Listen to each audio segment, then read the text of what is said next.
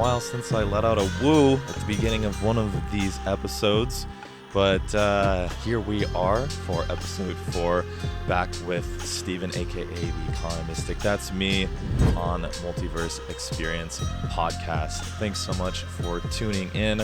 Excited to be with you here. It's been almost a month since the last episode, and a lot of stuff has been going on over that past period. The biggest thing, of course, being xDay in Bucharest, Romania. I was there, so drop a comment if we met or if we saw each other for the second time since last year's xDay. If you're curious what xDay is, if you're watching this show for the first time, then stick around. We're going to be highlighting some of what was discussed at xDay, but at the beginning here, I'll just let you know that it's a blockchain conference, and it's put on by the team that built MultiversX blockchain. So like I said, we're going to get into all of that good stuff today. The first things that I really have to throw at you are all kind of community centric. So I think that that's, kind of the point of this podcast, is really just kind of keeping you engaged with the community, kind of keeping a finger on the pulse as I let you know kind of what sort of things you want to be paying attention to within the ecosystem.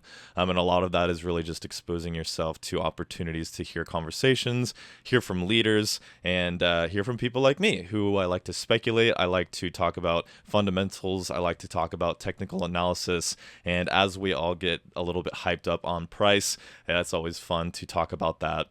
So make sure to stick around until after the conversation I have with today's special guest, and we will be doing a technical analysis over EGLD and probably talk about MEX as well. And then, as always, since Bitcoin is the market leader, I always like to start my analyses with kind of a look at what Bitcoin is doing, how that's kind of shaping the feeling within the market, and we'll kind of go from there. So drop a like. Thanks for being here. Drop a comment. Let me know if you're around, and let me know if you think that you would like to be in one of the coming episodes of the Multiverse Xperience Podcast. Today's guest, as you can see by the thumbnail, is Chessucation, aka Lucas Seal. So I've known Lucas, as we discussed in our conversation, for over a year, about 1.5 years. We first met in person last year in Paris, and he and I have just kind of been acquainted in lots of different ways, and he's really just been stepping up more and more. Last year, he announced that he was a part of a NFT called On-Chain Smokers, which is a loyalty program. And he's just been really involved in the Twitter, or X, right? Because X is previously Twitter. Still getting used to that, and it's still a meme. I'm going to keep saying it. But anyway, yeah, so he's been a lot more engaged in the community more and more and more over the past year, ever since I kind of got to know him. So yeah, stick around, because that's a really fun conversation to get to know Lucas a little bit more, behind the scenes. Who is he? What sort of things is he passionate about? And what are kind of his beliefs when it comes to the blockchain and all that good stuff? So the very first thing, kind of segueing right off of that, is that I want to direct your attention on your screens to actually Chessucation, at Chessucation on X. He is taking the initiative, and he is putting on a past, present, and future, is what he's calling it, for Multiverse X. So he's again taking this initiative. And this coming week, so be sure to set your alarms and get ready for a conversation with some huge leaders. So the first volume is the fellowship, as he's calling it. He's got some leaders from Helios Staking, Palm Tree Network, and Valid Block, so that's the first event. And the second one is going to be more focused kind of on NFTs. And here we have Josh Kim of Nojin, Andu of Project X, and then Arno of Drifters, which I believe Arno has left Drifters. So I think that's going to be a big part of the conversation.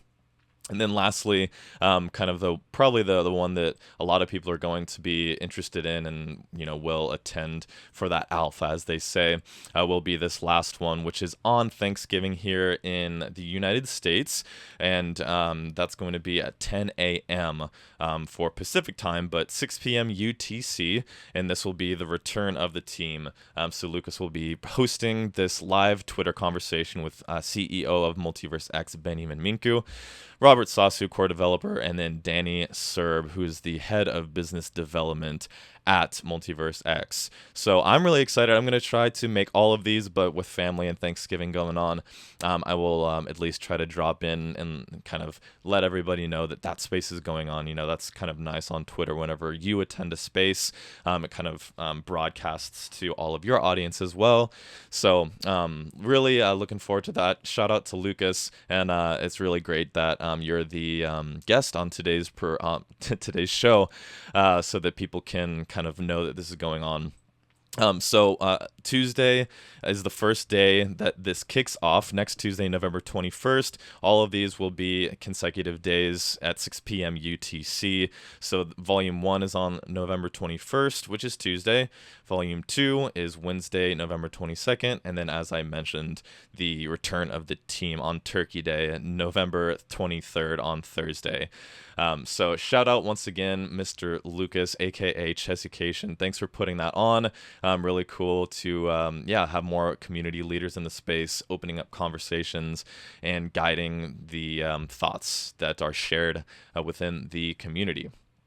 So kind of keep it going on here, and we're going to, before I say some of these dates that are coming up in coming sessions for the community, I want to again direct your attention on the screen, because basically MultiversX is doing as they're calling a creative engine. So the MultiversX creative engine is going to apply really directly to what I'm about to inform you about, some other upcoming dates for live chats. I believe that these will all be live discussions held on the X, previously Twitter, except for on December 13th, there's a community town hall, which normally those are broadcast on YouTube. The last one that they did, they actually did it live on YouTube or live on X as well. So yeah, participate in those. I'm probably going to get on the X live stream and leave comments and stuff like that. But so I'll tell you what those dates are, and also check the links in the description. And also, if you so happen to see this on Twitter, check the links below. I'm going to leave as almost as a thread. I'm going to leave all this information. So directing your attention back to the MultiversX creative engine. So as it says, I'm just going to read straight from the top here, that basically they are initiating a special challenge that aims to empower Web3 content creators in the same way that the xDay hackathon has done for developers. So we'll discuss a little bit about the results of the hackathon later in the video. We'll talk about some of the highlights from xDay. Of course, one of those was the hackathon, which was just so exciting to be there, especially as the winners were announced. It was just, people who won were just so proud of the accomplishments that they've made, some of which I knew personally. So it was just like really cool to see people either on X over the internet or over the years kind of just being present and doing their thing. But then in real life, working on the hackathon and then actually seeing them on stage accepting that prize. It's like, okay, wow, like you're really doing stuff, not as if I didn't believe them, but it's just really exciting. It's really good energy. So akin to what the MultiversX team did to spur on the hackathon, they're doing the same sort of thing for content creators. So this segues into the upcoming sessions, because basically the idea is that people are going to repurpose these events, these discussions, town halls, live discussions on Twitter and everything, and basically just repurpose them, put them on X, and there's going to be a prize pool of 200 EGLD. It looks like every month, it's going to be shared between 10 winners. A submission cannot win more than 20 EGLD. But yeah, so each Multiverse X Creative Engine sprint, they're calling it, has a prize pool of 200 EGLD. So that's really exciting because obviously I'm a content creator myself, but I do want to specify that the article talks about how there's a lot of long form content for Multiverse X on the internet, such that this episode will be. But what they're kind of trying to aim for is shorter form content that kind of gets spread and shared on X and social medias a little bit more quickly. So that makes a lot of sense. Creating shorter form content is hard for me to do because I do feel like much of what I have to say needs to be supplemented for the sake, on behalf of kind of the viewer, the listener, and, you know, kind of the investor. My impression is that you're watching this episode, this YouTube channel, you're subscribed, right? Hit the subscribe button if you're not already, because I'm working hard by myself here to keep these episodes pumping out. But yeah, so the long form content, it's easy to put out there, but I feel like the investor, the viewer, deserves the underlying explanation and kind of the voice, the understanding behind what's going on. So for me, it's very difficult to do short form. It's like, hey, here's this quick little thing, and we all kind of know that I'm kind of shilling this token, but it's like, oh, well, like, here are other reasons that it makes sense, and here are also some safeguards and some cautions. So it's very hard for me to throw out short form content because, like I said, it always feels like it's cheap. It's a little bit it doesn't add enough context, but I'm going to do my best because, engaging in the community and creating content, I do really enjoy doing it. But more so than that, more so than creating content, I like to connect with the audience and I like to do things that are helpful. So moving it right along here, I want to just highlight the tweet on your screen from Benjamin, which again, these links will all be dropped in the comments, or rather in the replies below. And as I said, these are the main dates that are coming up highlighted on the screen in front of you. On the 27th of November, which is kind of after the Thanksgiving holiday wraps up, thankfully. So we've got a dev session. I think maybe the last one took place on Discord. Can't quite remember. But dev sessions on 27th of November, validator sessions on the 28th, DeFi sessions the 29th, NFT sessions on the 30th. Four sessions back to back days there, and then this community town hall on the 13th of December. So I'm very interested to participate in all of these, listen to all the good stuff that the team has to share. And another element that we're going to get into in today's video has to do with something that was announced at xDay, which is kind of what we expected, was the xExchange version 3. So we're going to check out a little bit of the highlights, what things are coming to xExchange version 3, and also stick around for that conversation because I am going to be giving you my personal insights to the conversation that I had with Lucas Willem, which is basically the lead developer, instigator, whatever you want to call him, of xExchange. He is the head, and he's the one who presented at xDay the xExchange version 3. So he and I discussed for probably an hour as a few other community members kind of hung out and kind of listened at xDay, at Bucharest. This was a conversation in person, and it was really good. It was really insightful getting into Lucas's mind, trying to figure out what exactly the team is trying to do here. Why are there these kind of what the community perceives as shortcomings, opportunities for MEX that seems like they're just kind of being skipped over per se. So that was the attitude that I kind of approached Lucas with, and it wasn't so much from a standpoint of I know what's best, rather than let me just kind of understand what's going on here, because the conversation on stage had much to do with how xExchange is improving, and I think I was a little bit disappointed that the MEX token was not even spoken, was not even referred to. I don't think that the MEX token, I don't think MEX got any degree of attention at xDay. And we'll see, maybe I'll repurpose this statement for Twitter. So this message is for MultiversX team that come xDay next year, I would gladly volunteer. I would love to spearhead a conversation about the MEX token. A reminder that MEX to one is an idea of community building, and it's about realizing and acknowledging the fact that since xExchange, the liquidity was provided by the community itself, the community surrounding xExchange and the fact that XMEX fully charged is locked for 4 years, it's to me extremely blatant that the kind of the most devout MultiversX community will come to own the XMEX token. Obviously, EGLD is an important token to the ecosystem, but that's all I have to say for now, because we'll get into it a little bit more, and I want to keep on pressing on here. Shout out to MultiversX. They were in Korea recently attending a conference out there in Seoul, so that is really cool to see that. It seemed like there was a lot of hype surrounding that. One of those things, of course, was a pretty sizable pump, as we call it in the crypto world, a price appreciation that was pretty unexpected. Randomly, like 2 weeks ago at this point, almost to date, the EGLD token versus Bitcoin, EGLD versus Bitcoin chart is very important, but we'll get into that probably not later. Follow me on Twitter and get part of the conversation whenever I post my technical analyses, because that's kind of where I share about that sort of stuff.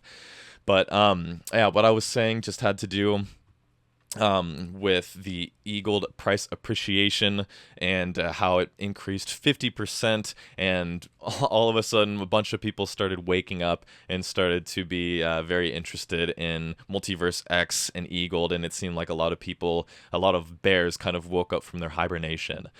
So that's really exciting to see. Again, stick around till the end of the video. I'll be going into a technical analysis looking at Bitcoin, then extrapolating into EGLD versus Bitcoin. I probably will talk a little bit about the EGLD to US dollar pair, because I think that's a conversation that gives you insight. And if you're interested in technical analysis, then maybe you want to hear my insights as to why I do analysis mostly on the Bitcoin chart. The US dollar chart does have a lot of significance, but it's more an incorporation of the EGLD Bitcoin chart and the Bitcoin to US dollar chart, because each of those assets kind of play a role in pricing the asset of EGLD.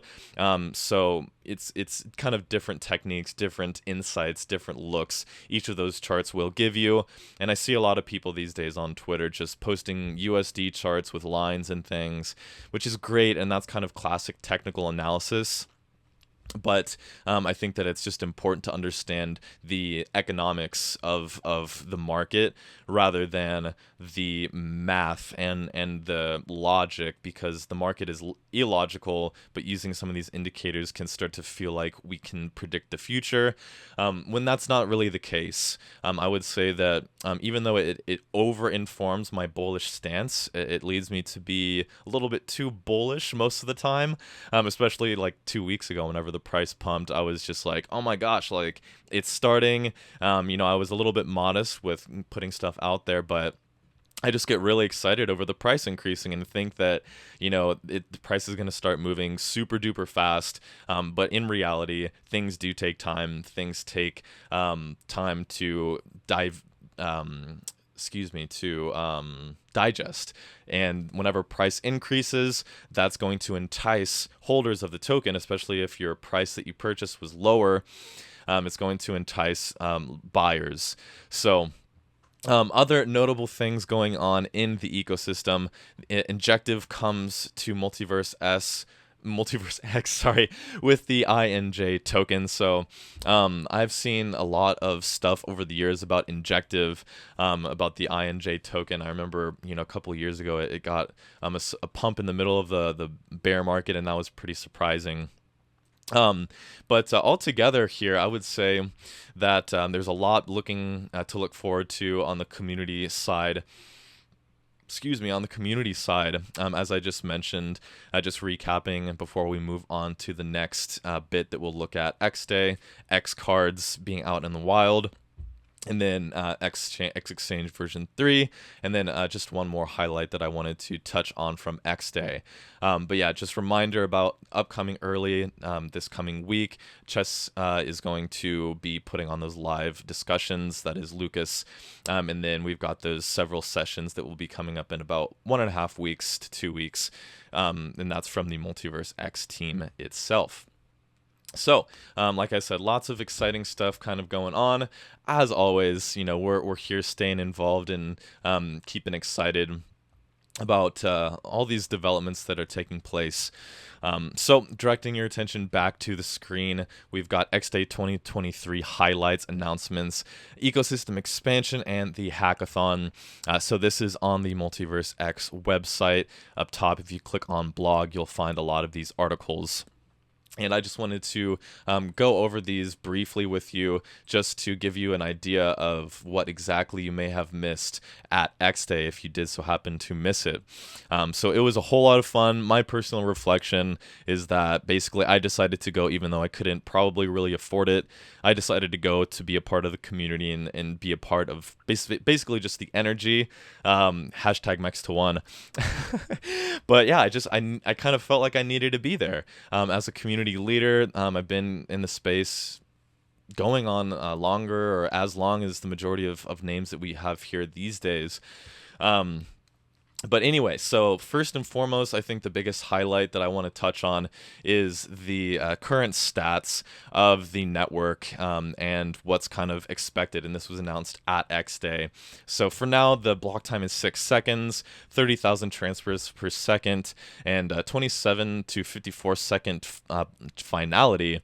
But what is really flipping crazy is that in the future, the goals, and it's projected that the block time will be 1 second with over 100,000 transactions per second with 2-second intra-shard finality. So as we know, Multiverse X is multi-sharded, and to have 2-second intra-shard finality is going to have really positive implications across the entire ecosystem.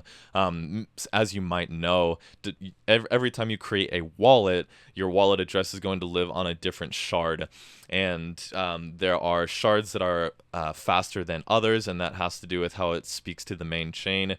So my understanding is that the 2-second intra-shard finality will basically mean that pretty much no matter where your wallet lives or the smart contract lives, it's going to be treated just as fast as whether if you were on the fastest shard.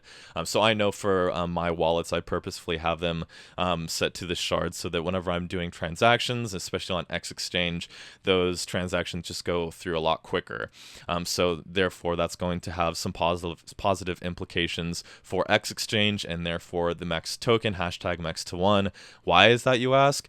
And it hints to the conversation that I'll be talking about later when we go over the xExchange improvements to be expected for version 3, and that is that the team is focused on swaps. The team wants it to be a seamless, simple, basic process. They want to increase the number of swaps on xExchange, and that's what their mission is. Their mission is not so much let's add utility to xExchange per se, or let's add utility specifically to the MEX token.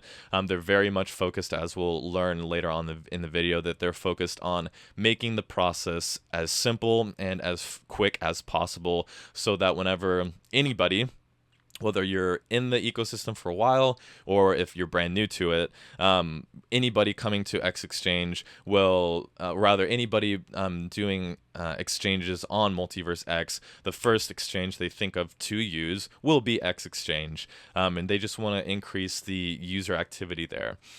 So like I said, that 2-second intra-shard finality is really going to have positive implications on the seamlessness and fastness, I don't know if that's a word, on how quickly your transactions go through on the DEX. So more things that were touched on in the performance had to do with confidential transactions. There was a massive discussion on zero knowledge proofs, and that was a bit above my pay grade, but maybe I'll spend some time trying to better understand what those zero knowledge proofs are. So beyond that, keep on scrolling down here. We had some really awesome announcements, partnerships that were discussed from Google Cloud, Tencent Cloud, Deutsche Telekom, as well as Amazon Web Services. So from Google Cloud, there's going to be a BigQuery integration, whatever exactly that is, a startup accelerator, and joint business development. So Tencent Cloud is working on a one-click node development and Web3 game developer grants. Deutsche Telekom is now a staking provider and plans to integrate Web3 services. And then Amazon Web Services has one-click node deployment solution. So really all of these things were really exciting to hear about on the main stage. I think it was day 2 of xDay. So other things on this highlight on this article has to do with xPortal. I think that xPortal was the longest discussion at xDay. Sergio was on stage talking about feature after feature after feature that is going to be added, and how xPortal, the super app on Multiverse X, is going to be improved. xFabric, no-code Web3 building platform. The beta has been released. People are starting to use it, and that's another ecosystem expansion. And then lastly, the xExchange version 3, another big item, redesigned. A redesign and new features for simplified DeFi operations. So we'll get into that in just a moment, because I just wanted to highlight the stats of the hackathon. 1,000 hackers, 150 projects, 70 nationalities. So the highlighted products were in categories like AI, DeFi, infrastructure, payments, and gaming. So that was, like I said, a lot of fun to see those individuals who participated in the hackathon get on stage and win those awards from their hard work. Shout out to everybody who put in the long hours. I heard that there was some overnight work being done to get these whole submissions in before the deadline. So beyond that, ecosystem progress, we got updates from Hatem, AshSwap, Ithium, which I want to shout out Ithium because I am a musician myself, and they had a conversation about NFTs, and specifically music NFTs on Ithium. So really looking forward to seeing how they build that out and what utility that provides, because that's my goal, that's my hope, is to learn how to really build music and create music on NFTs on Multiverse X, so that I can empower artists here local in my area as well as myself. I want to release music as an NFT.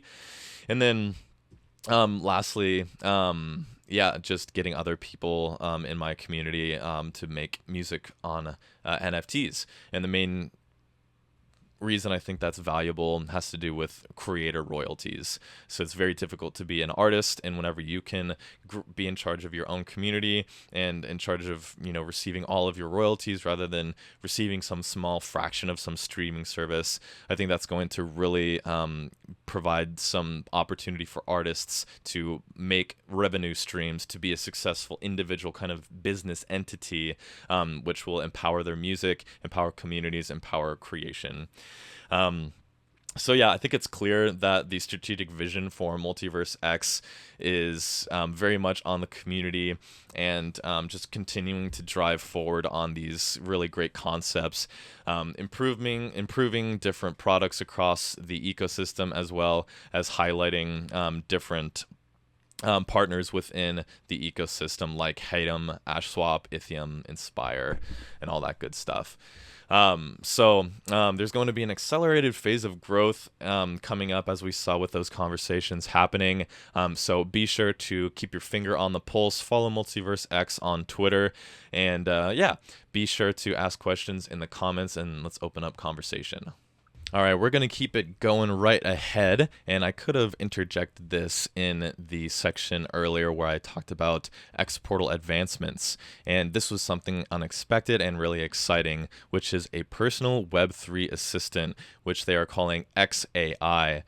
So we're going to watch this video together here, just as a short little clip, just to give you an insight into what exactly xAI is.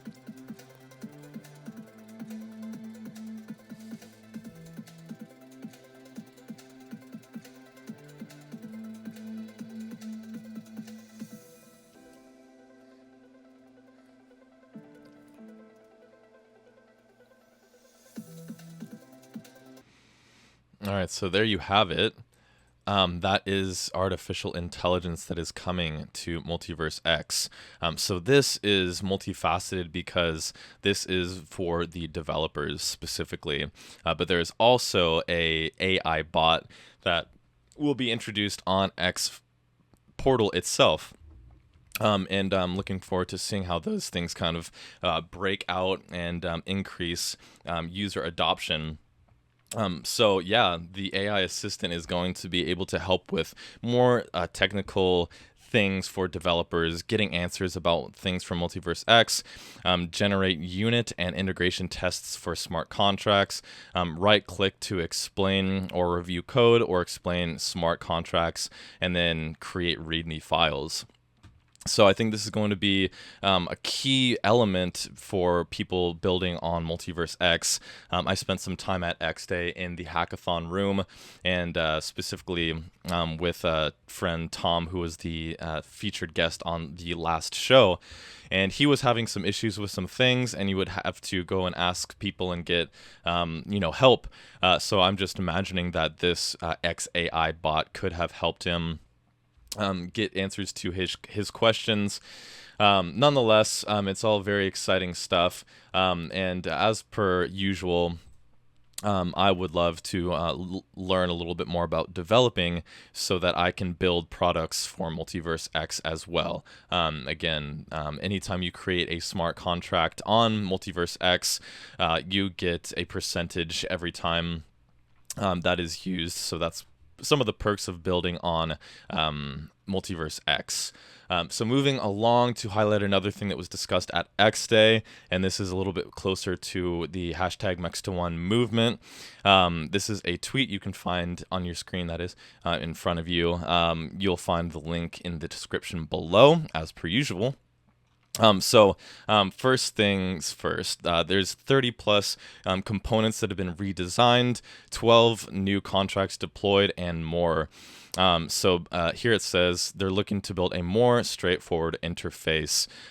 So multiple operations will be built into one, just to create a more intuitive experience. So for example, the process of creating a liquidity provider position right now requires 4 different pages and signing multiple transactions. If you know, you know, I've been there before. But with version 3, they're bringing what they're calling a 10x improvement in terms of time consumed, enabling each of them to provide liquidity and earn rewards in just one click. So that, I think, is much needed. I think it's going to really help the idea of simplifying. And it's going to be one of those things that it's not so much communicated explicitly as much as it is the user won't feel like they're stopping and questioning. And the less time you can spend kind of stopping and questioning, I think naturally the more opportunity there is to flow just a confidence to be kind of instilled in everything that you're doing. So yeah, taking this from 4 different pages and multiple transactions into just a one click. I mean, that to me, that's nice for me as a user of the DEX. But explaining that and onboarding new people, oh, you should use xExchange.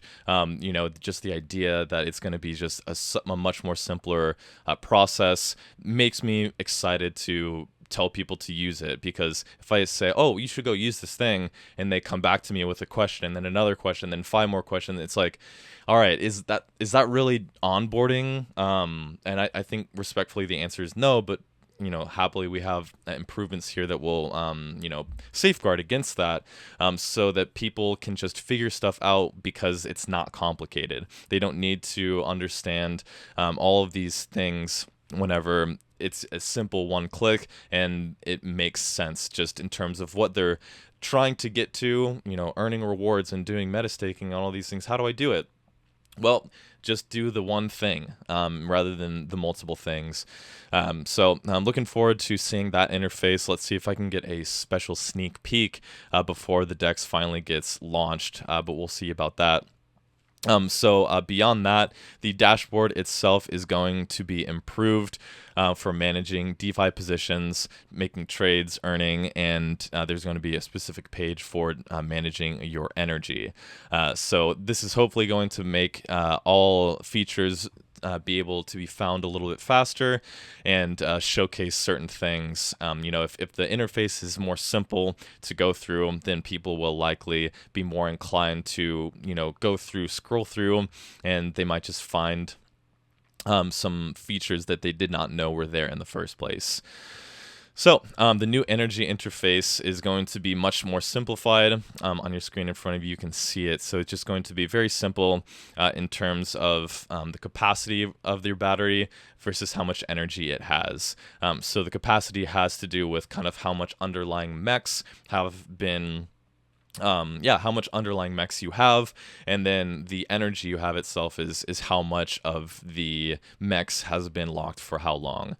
So if you have questions about what exactly I'm talking about, please leave a comment, or especially follow me on X, previously Twitter, at The Economistic, because I tweet a lot about this stuff here, and there's a big community surrounding MEX, as well as a platform called Agora, which allows the community to come along and put together proposals and ideas for how they think things could be improved. So follow along the journey, get involved on X, on Twitter, that is. It just feels so weird to just call it X. It's just a letter. It doesn't feel like a platform. Like Twitter feels like a platform, but X just feels like a letter. Anyway, beyond this, gasless trades. So now swaps can take place without having EGLD. So that's going to be nice for people who don't happen to have an EGLD in their wallets.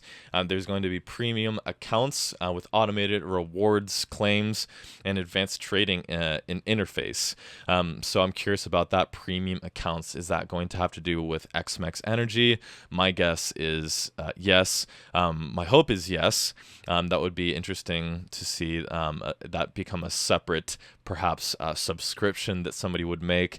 We'll see. Maybe if there is a separate subscription payment, then at least MEX energy holders based on their DEX league will get some sort of discount.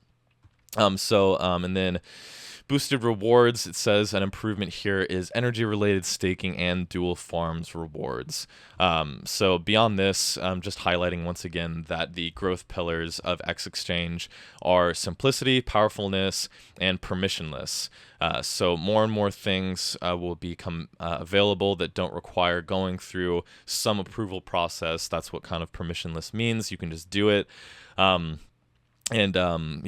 think that will empower more people from different chains to move over to MultiversX. And then lastly, community and governance. On-chain voting will come live soon, they say. Basically this post here really encompasses everything that I kind of discussed with Lucas at xDay. I still think that I still have questions about why the MEX token itself was not discussed at all at xDay. I mean, even simple updates from the community reminding everybody that with year 3 that we're entering, the emissions are going to decrease another step down from last year. And altogether, I just think that the community did not get the attention it deserved. And some people said, oh yeah, they can't be on stage and saying MEX to 1 or encouraging MEX to 1, anything like that, because it might be seen as a promise of price. But to me, they didn't need to say anything like MEX to 1. They could have just acknowledged the community.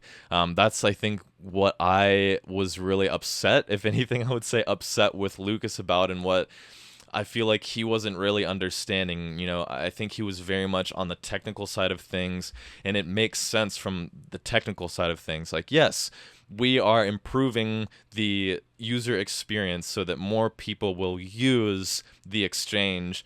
And as we know, the more people use xExchange, the more MEX will be burnt, and the more rewards the users, the owners of MEX Energy, the more earned fees they will receive. So that reminds me really quickly about the volume that we saw 2 weeks ago whenever the EGLD token pumped 50%. It generated $94,000 of fees that each of that went and dispersed to XMEX Energy holders based on their energy level. So again, that reinforces the point that Lucas, and it makes sense. I want to be clear that it totally makes sense from a technical, and I'm on the team and I'm trying to improve this whole conversation. Yes, of course the product needs to be better, but my question was just like, dude, like why didn't the community get any chance to feel acknowledged or anything? Like, why was there no discussion of, yes, the MEX token? Like it's a community owned DEX, but there was no discussion of the community. I think that it took me this long to kind of figure out why it rubbed me wrong, was just, it's a community-owned DEX, and it's a community-owned token, but we're not going to talk about the community at all, and we're not going to talk about Agora. That wasn't referred to either, I don't think. So to me, it's just confusing. Like, we have this clear, powerful community that took the MEX token from the depths and the trenches of the bear market and moved it significantly against the price of EGLD, and the value of MEX against EGLD has not made a lower low against EGLD. So to me, it's just like confusing and frustrating, like towards the MultiversX team. Like, yes, we get it, improve the product, but why aren't we hyping up the community? Because I think the community will see the results and it will be net positive, but that's still the complaint that I have, is that I'm a community leader of sorts, and I think that the more feeling of approval and validation and like, we are here, the MEX holders can receive from the team, I just don't, I'm confident that would be really encouraging for everybody. So just like, why isn't the team talking about MEX? Why isn't the team making more posts and reminding us about emissions? In my opinion, I think that there should be a devoted screen on xExchange to the community that talks about, the activity behind the MEX token. How much is being burnt because people are removing energy, how much is being burnt because of fees, how much fees are being generated. Like, this is all might seem like insignificant information, but for somebody like me, a content creator, I want to keep track of statistics, and I want to share those online. So whenever there is no infograph or any data to be shared, it's very hard to create the case beyond the price, opening up the chart and saying, oh look, the price is going up, oh the price is going down. It's like, why don't we create XMEX and MEX into an actual gamified and community-centric idea, rather than just this narrow-minded, it's an exchange and we want to increase usage on the DEX. It's like, yeah, we get it, but we also want to feel like a community. I've said enough there, but please drop a like and a comment if you are watching, listening, and you feel what I'm putting out there, because I want to emphasize last thing, again, that MEX to 1 is not really focused on MEX it's probable for MEX to go to $1. The idea is that there is a great community surrounding the MEX token, and therefore represents the MultiversX community. For MEX to go to $1, the price needs to increase 15 million%. So if you think you're a smart guy out there and asking what the market cap of MEX would have to be $1, what percentage it needs to go up to get to $1, with all due respect, I'm not going to give you the time of day to respond to that, because MEX to 1 is a community movement. And that's all I'm going to say. because, like I said, I'm very passionate about it because I'm passionate about community. I think that the MEX token, because it was so hyperinflationary and the fact that it was released at the heights of the previous bull run, we just got wrecked. A lot of people got wrecked, and whenever your portfolio value goes down from such high levels, it's just becomes so easy to walk away and to lose hope. Very similar things have happened with me towards ZoidPay. There's been a lot of unanswered questions on Twitter. Anytime they're brought up, it's not really addressed. So I don't really want to get into that because that's much more kind of about drama. But the fact is that based on the roadmap, there was a lot of excitement about these things are coming out by this date. And then, we're also going to be doing these things. And then at the end of the day, it's like, oh, we haven't launched a lot of what we said that we were going to. And also, like, the team is essentially quiet on X. And I interacted with Edward on Twitter recently, and I wrote some things about how I just think that the conversation needs to be more centered. And if you have an Ask Me Anything session, that needs to be repurposed on the platform with the user base and where things can spread and be shared.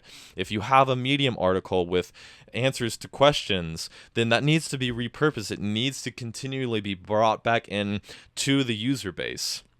One of the biggest issues of the adoption is, where are the users? So my big question that I wrote to Edward was, why are you taking the announcements and things and throwing to extremely cluttered platforms like Telegram chats and putting articles on Medium? I think that each of those things are fine and well, but take a look at what MultiversX is doing with their creative engine. They're enticing people to create content, put it on Twitter. So that's all I'll say about ZoidPay there. But moving it right along here, the last thing I want to talk about before diving into the conversation with Lucas, aka Chessucation, is the xCards are out in the real world. So if you are in Europe, then hopefully you've got your xCard. They've really been all over the Twitter space. All over the Twitter space, people talking about receiving it in the mail, using it to do their daily activities, buying coffees, buying, shopping, all sorts of stuff that you would use a debit card for, right? So this is really great to see that the X Portal debit cards are finally out in the real world. On your screen in front of you, I have the tweet brought up, what you need to know about the cards. They announced at xDay their plans to order and deliver the first wave, so 5,000 users every 2 weeks, and that's really exciting because, as we've seen, those have been shipped out. So users from Wave 1 have begun ordering their cards with over 3,000 debit cards already activated, so shows a sign of usage and positive momentum. Wave 2, and this is on October 30th, so slightly outdated. Wave 2 and Wave 3 are slowly being delivered as well. That really kind of wraps up everything that I wanted to talk about before we get into the conversation. The special guest, Chess, aka Chessucation, aka Lucas Seal. So he's got a lot of really interesting insights, and I'm excited to share the conversation with you as always. Again, I am out here recording and producing, planning, collecting all the speakers all by myself. So please drop a like. As always, it helps the algorithm. We love feeding the algorithm. But more so, I just hope that these videos get out there to the community because as a community leader, I'm here with my fist up trying to lead and instigate things. So drop a like, support the channel, support the work that I do, and make sure to follow me on Twitter at The Economistic. So thanks again for watching. Be sure to stick around after the conversation with Chess. All of the timestamps for the video will be in the description, and if you'd like, click ahead to the end of the video to get into the technical analysis bit. But this has been the Multiverse Xperience Podcast, episode 4, part 1, because we're going to get into the chat and we're going to get into the technical analysis. But you get it. Thanks for being here. Drop that like, drop a comment, shout out on Twitter, be a part of the conversation, and I'll see you very soon. All right, everybody, how is it going? We've got Chessucation here, aka Lucas Seal, or I guess I should say it the other way around. But anyway, I'm excited to have this conversation. Welcome to the show, Lucas, to the Multiverse Xperience Podcast. It's been a long time coming, but it's really great to see you, and welcome to the show, man. Thanks for having me, Stephen. Excited to be here. Yes, sir. Yes, sir. So for anybody out there who maybe doesn't recognize this lovely face in front of you, Lucas and I have been acquainted through, blockchain intertwinings for, has it been 2 years now? I know that you interviewed me like last summer through your Chess and Chat YouTube channel. But yeah, it's been a while that we've known each other, huh? I mean, I think probably 2 years. Yeah, that sounds about right. I mean, November 2021. Come to think of it, that's whenever I kind of started on Twitter and everything. So it was that following summer. So a solid year of history behind us, but closer to about a year and a half that we've been just kind of chatting on Twitter and everything. But as we've met in Paris last year at xDay, and then again last month at Bucharest, I think it's I'm confident to say that we've excelled beyond the interwebs, and I'm happy to say that I am a friend of yours, and I always enjoy the chance to see you in real life. But enough from me. We've got Chess here, Lucas on the mic for episode 4 of the Multiverse Xperience Podcast. So Lucas is leveraging Web3 in lots of different ways, and we'll get into it a little bit more. But I believe, if I remember correctly, you kind of got your interest, your start in blockchain through poker intertwinings. But you're an educator. You've made lots of threads about blockchain and MultiversX itself. But you have a larger history in chess, as well as educating and teaching people about chess. So that's something that always stood out to me from the start. Is I enjoy education as well, so I always enjoy interacting with educators such as yourself as well. So yeah, man, thanks again for making the time to be on the show.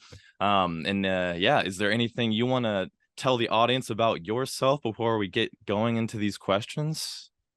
I mean, since you touched on it, I think the Chessucation thing, since I really have given up on ever being known as Lucas, or maybe I've turned it around, but I think during the height of the whole, being known on Discord before anything else, or Twitter, right, under these pseudonyms, there was that chess thing. So Chessucation actually goes back to my education or educator background. After I did a stint in Berlin for a nonprofit that I ran here, I went back to New York and was like, okay, I want to continue working, because I was working with kids, doing music and theater and very different stuff. But then I was in New York and was like, I want to keep working with kids at such a good time. And so I started teaching chess, just like something that I thought was enjoyable. And Chessucation was this kind of intersection of chess and education, and was a brief idea before I ran out of time to do that, to start a nonprofit that was going to be called Chessucation, kind of doing mentoring, education, teaching transferable skills through the game of chess to underprivileged kids in New York City. So that's actually, and I think I started that Twitter account then to follow some friends of mine who did, I don't know, music, I think most of the time. So yeah, it kind of worked out that I just logged into Twitter once I got into the whole Web3 thing, and discovered I still had a Twitter account, and that's what it was called. So that's kind of how the whole Chessucation thing even started. I mean, maybe that's a tangent, but that's some background on how that even came to be. No. As I was already saying, that's kind of what stood out to me from the start was, obviously those things sound really great, helping children, underprivileged people and stuff. But yeah, I mean, I think that it says something, of course, about your ethics, but more specifically about the brain that you kind of have, because in my experience, the best way to learn something is to teach it to other people. So whenever I hear that somebody is an educator of any sort, that leads me to believe that there's somebody who kind of sees life as an opportunity to continue to kind of learn, refine, and using the metaphor of a sponge, kind of soak in a lot of good stuff, but making sure that that is a constant flow of soaking in and then putting back out. And yeah, I mean, I think that that's the best, kind of way to kind of go about living life in one way or another. Constantly changing, evolving, growing, and being sure to share and teach, what you're kind of learning, because there's so much importance in sharing those messages and things that you've learned along the way. But yeah, dude, I mean, I'm a, musician myself, so it would be cool to get carried away in a conversation about your past of theater and music and all that good stuff. But yeah, I mean, like, I guess just a first kind of question, kind of coming out of this introduction, how did all of this kind of come to fruition? I mean, obviously you've found blockchain and you're using that in lots of different ways. But what can you kind of tell the people about kind of yourself, the things that you're passionate about, and key elements that have shaped your journey that really have led you to this point? Well, it's really insane. If you had told me that I was going to be working kind of full time in Web3 or crypto, or like if you want to um call it finance in some sense, right? Like in a different world, which is really the world that I don't associate with at all.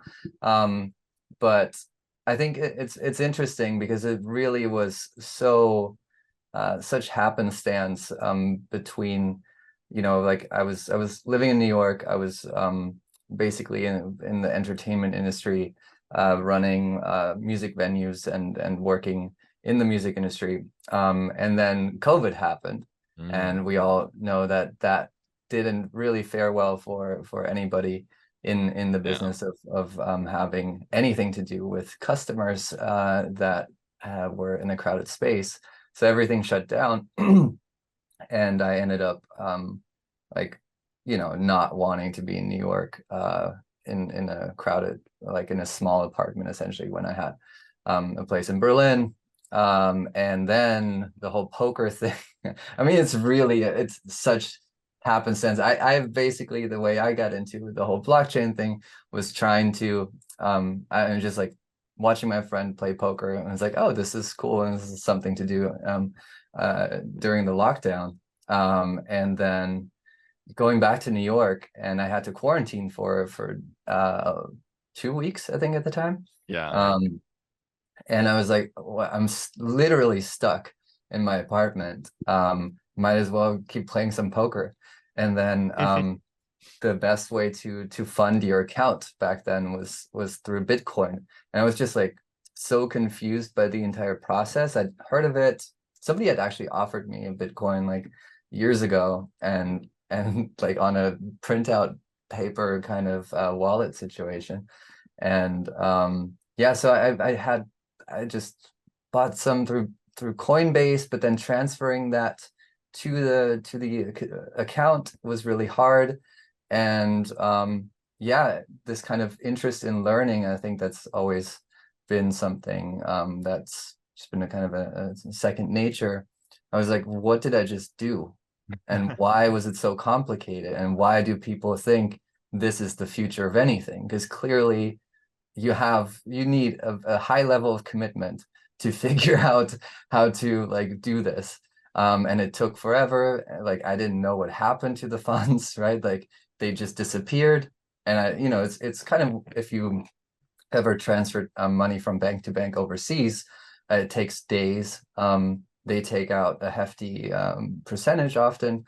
And in this case, there wasn't so much taken out, but I just put a bunch of like letters like, I don't know how many letters those wallet addresses were, but it was like a lot of letters that I had to double check, triple check, and then like I sent it, and it was just like, I don't know what's going to happen. I don't know if that's just money lost, but fine with that for the learning. But yeah, then it appeared and I was like, what really just happened? And I think that's when I first was like, okay, interesting, and started reading about it. And then I think my whole background still very much informs this idea of like, okay, well, if I was able to learn it and get into it, I think the next person should have it a little bit easier, whether that is me like teaching them how to do it, or probably more importantly,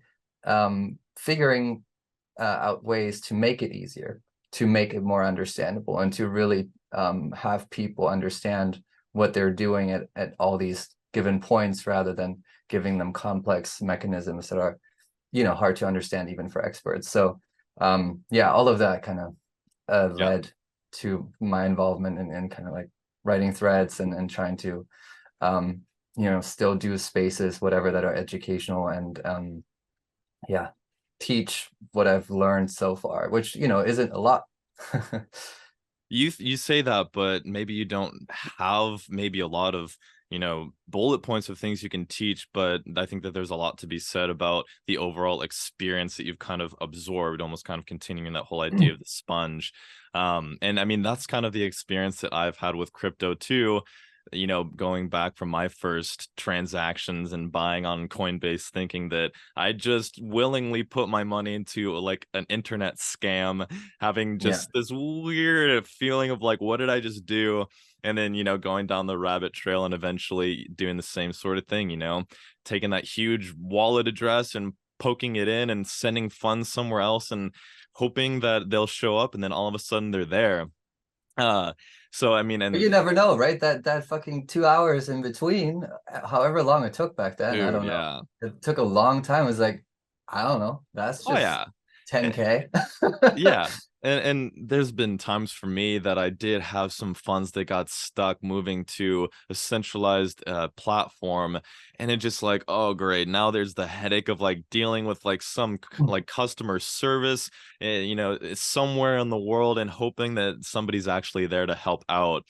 But I will say, in my question to you, we will kind of, I think, gear a little bit more towards blockchain type conversations and developments and such. But just right off the bat, from your first impressions regarding your comment about how do and why do people think that this is the future, as the technology has progressed and as you have become more comfortable with these processes, what are your impressions at to date here in November 2023, dating back to year 2020 when you first got in? Do you feel like things have actually improved, or do you just feel like you're more comfortable with the processes and some of the insecurities that are, by nature baked in to transferring funds and self-custodying your own assets? I think really the user experience has at least 10x in the past 2 years, which is really great. Like for me, the whole experience was really inconvenient, and really like nobody is ever going to use this, and I just used it for a very specific purpose, because that was kind of the only thing you could do to do what I was trying to do. But like if there was no way I would do the same thing if there had been like a more convenient option.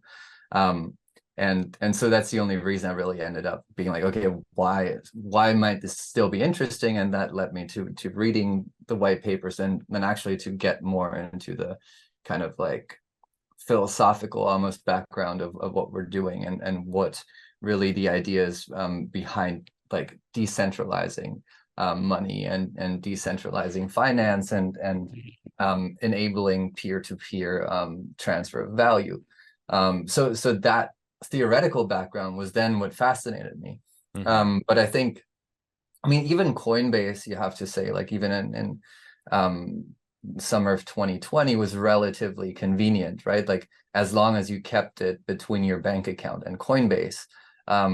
once you went from Coinbase to somewhere else, that's when it got scary, right? Because, you know, Coinbase, you can still transfer it back to your bank account or like exchange it and all of that. I think once you leave that centralized exchange and take it somewhere else, that's where things really got inconvenient as far as the whole user experience was concerned. You know, if you think about like early decentralized exchanges, and I was early, and I've seen a huge resurgence of the Tor exchange. That was one of the first things that I somehow discovered, mainly because I bought the Runa coin because my old neighbor's name was Runa, and I just wanted to send him some Nice. gamble coins. So I bought a bunch of them and sent him some. But like that's when I then also learned about that, but that's really where the kind of complexity, both on a technical level and then on a user experience level, exploded.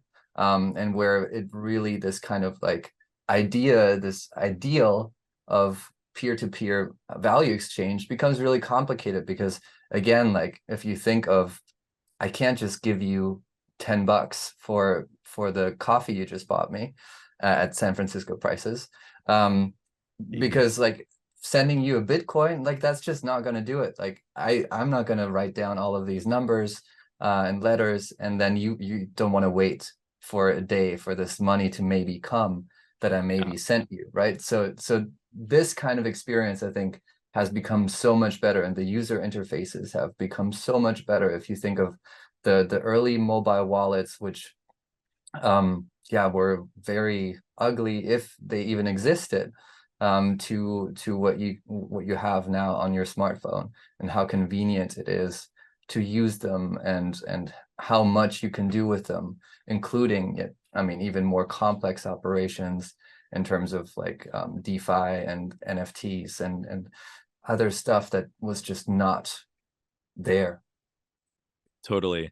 So I'm curious, from your start in 2020 and the insecurities that we kind of talked about, sending money and waiting for it and all that good stuff, I'm very curious, and this will kind of segue into a broader conversation about kind of how to get adoption. That's always the big question. But for you personally, Lucas, at what point and what helped you move from I'm going to be a user, I'm going to utilize this technology, to eventually, you know, nowadays, I'm going to use this in business, I'm going to implement it into these different facets of my life, and I'm going to be involved in the space. So what helped you bridge from I'm just going to use this, the way you said, peer-to-peer transactions, decentralized, all that good stuff?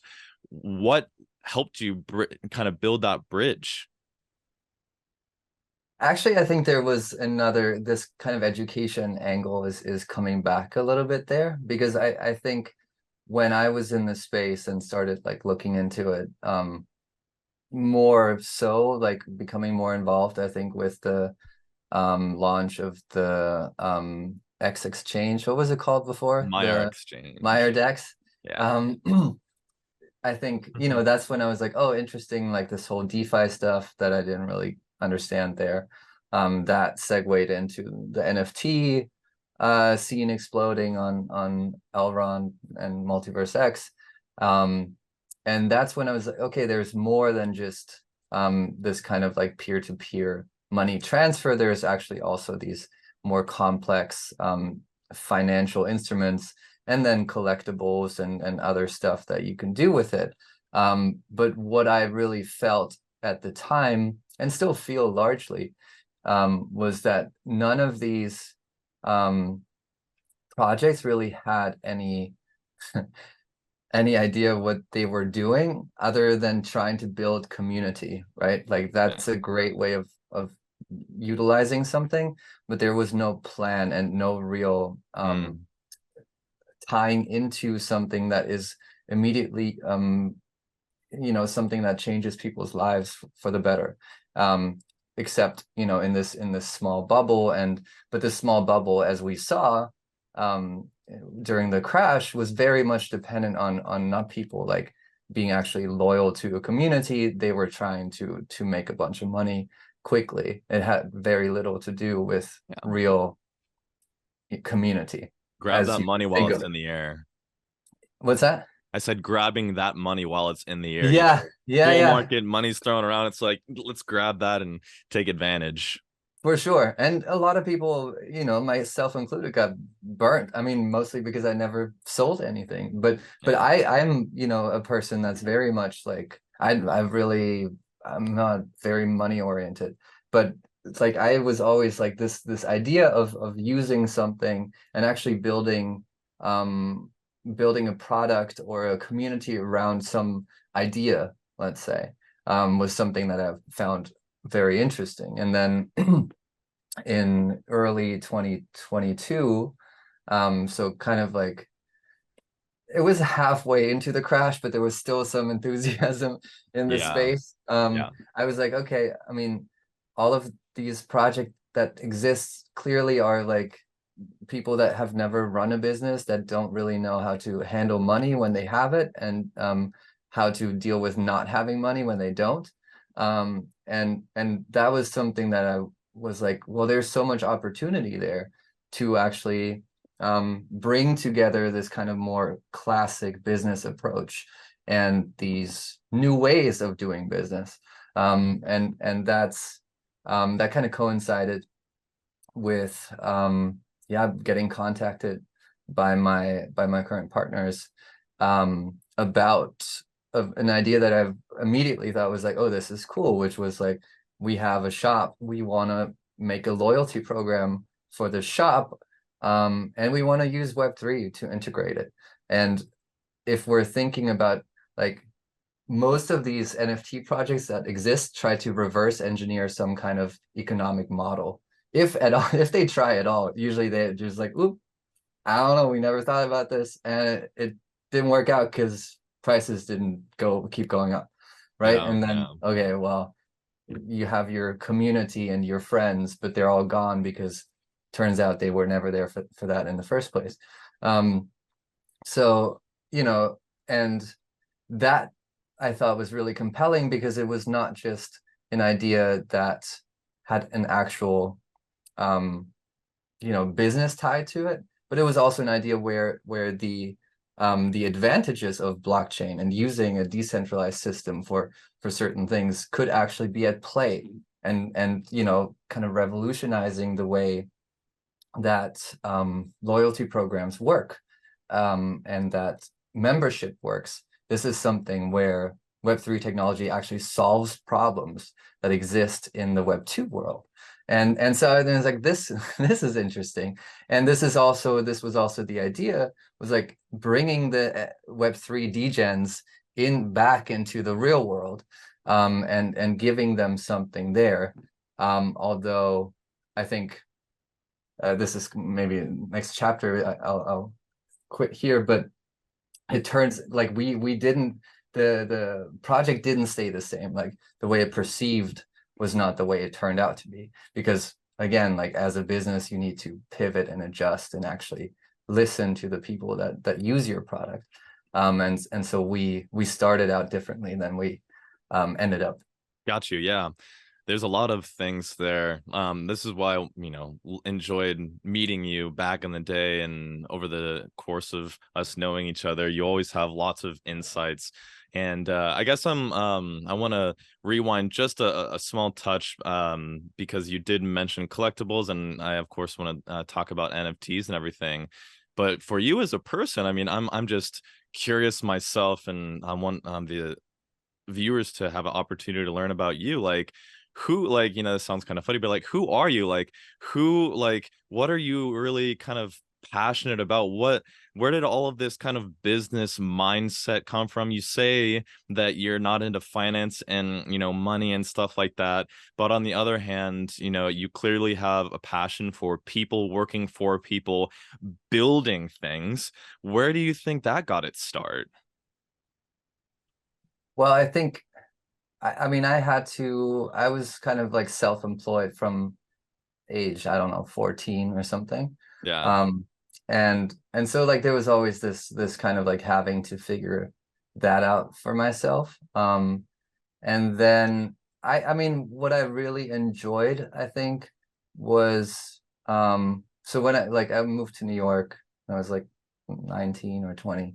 And I ended up working in a couple of different businesses, but like all of this was connected to music and whatever. And then I went more into like the management side of things, but this was very much concretely working with venues, with people, events, this kind of thing where it was like you had to figure out the human side at the same time as making it work on a business level. And has always been something that I've been interested in, and whether that's on a like creator way or be a curating it so other people can like thrive in this environment. And I think that's a big thing, and it's also very much connected to that. And there in this second, in both worlds, you need to kind of figure out how to make that commercially viable.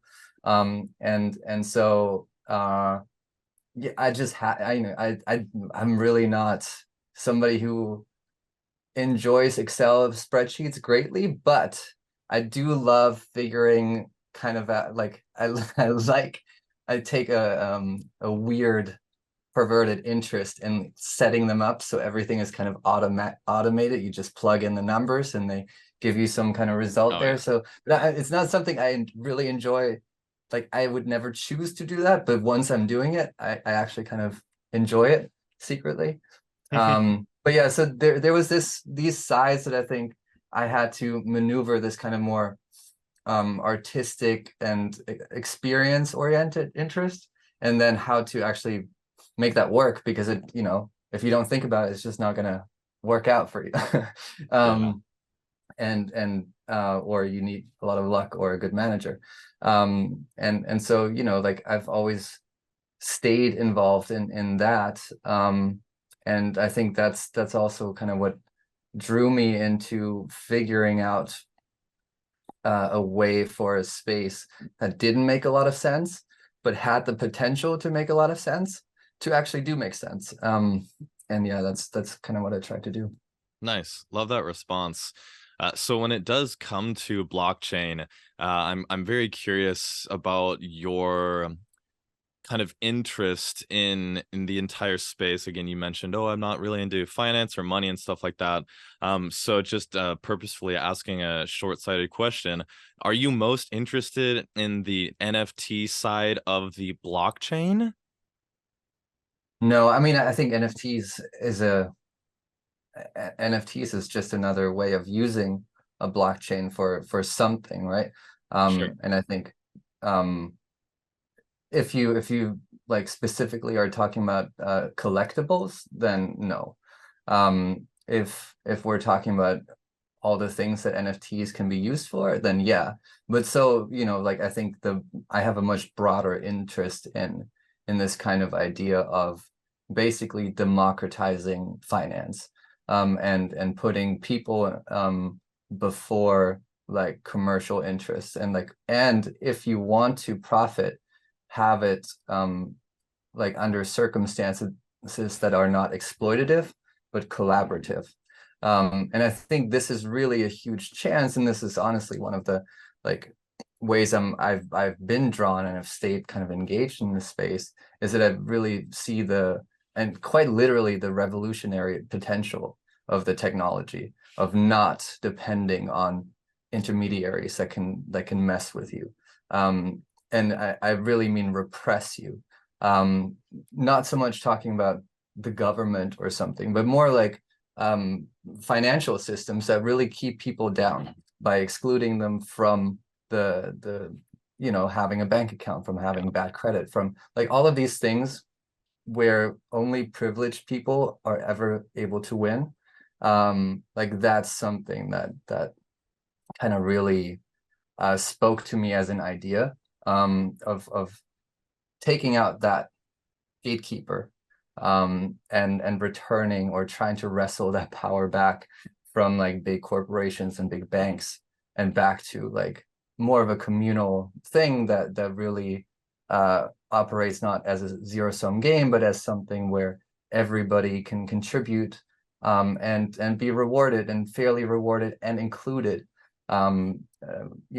depending, whatever, in with their contributions.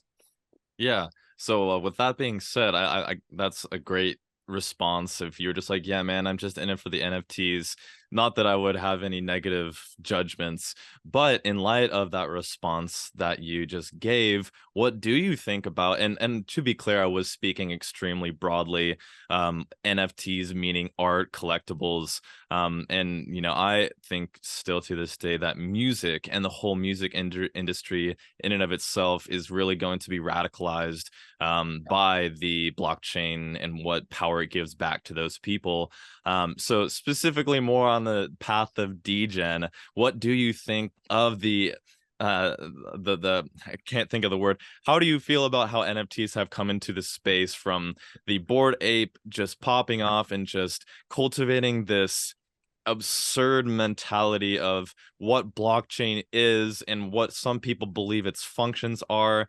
Yeah, just what are your thoughts coming, contrasting it with those more I would say elegant perspectives regarding the inclusivity and bringing more people in to succeed, versus NFTs are just like, let's kind of get greedy, hog these JPEGs, put the prices way too high, price gouge, all this crazy stuff. Like, how do you feel about these things interacting, where we have something that could be used for good and it's getting, the power is put into people's hands, and then, craziness ensues?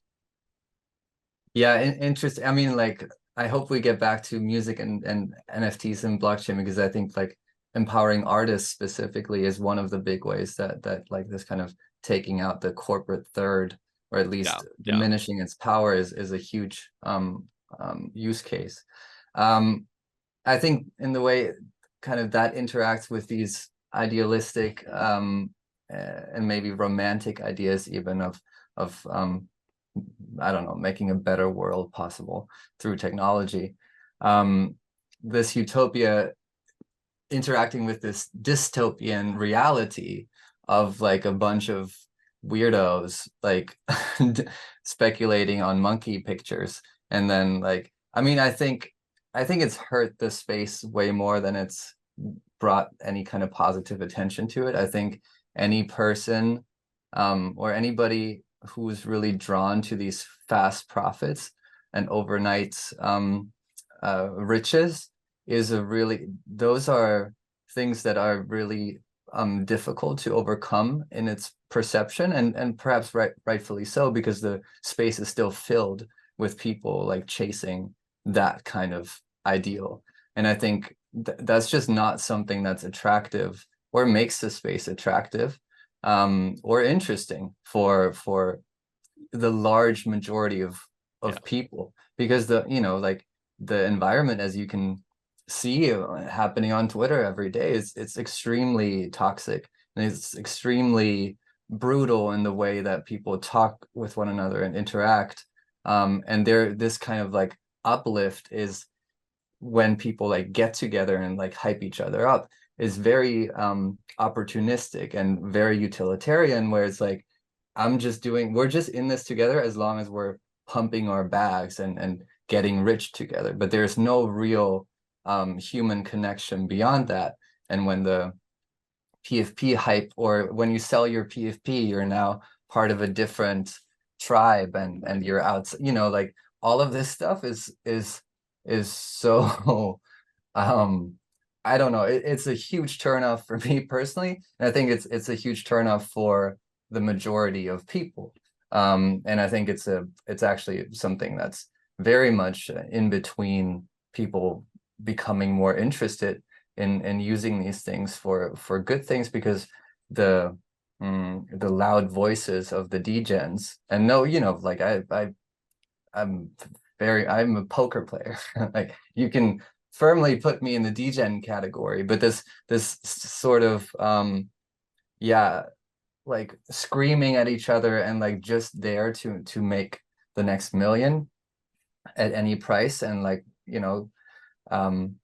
amassing skeletons in the basement, like that kind of attitude is just not something that I think is interesting to many people, and it honestly just promotes a very strange way of interacting with other humans and looking at life as well. Yeah, I really agree there. And it's all too often that I forget that people are demanding these assets because they're using them for their purpose, not inherently only as this store of value, whether we're talking about crypto tokens or, NFTs or any sort of digital collectible. And to me, that's where we're going to see an actual breakthrough to this technology being adopted. And I think unless something drastic changes, I think with adoption, with increased usage across the globe, people who did accumulate these assets early on will see, the value of their portfolios grow. But it's still kind of like an interesting concept, right? Just the idea of how this is just a thread per se that connects people together. If Steven wants to send some digital collectibles or tokens to Lucas, boom, he can do it without anybody in between. But there is this kind of like, silent third party that's not a centralized entity that controls, but rather it's like this observer that kind of sees this interaction and says, oh, like these people are exchanging these goods, so I'm going to take some of that percentage of these things. And with the increase in demand, increase in usage, naturally these things that I've kind of been greedy about will kind of, increase in value.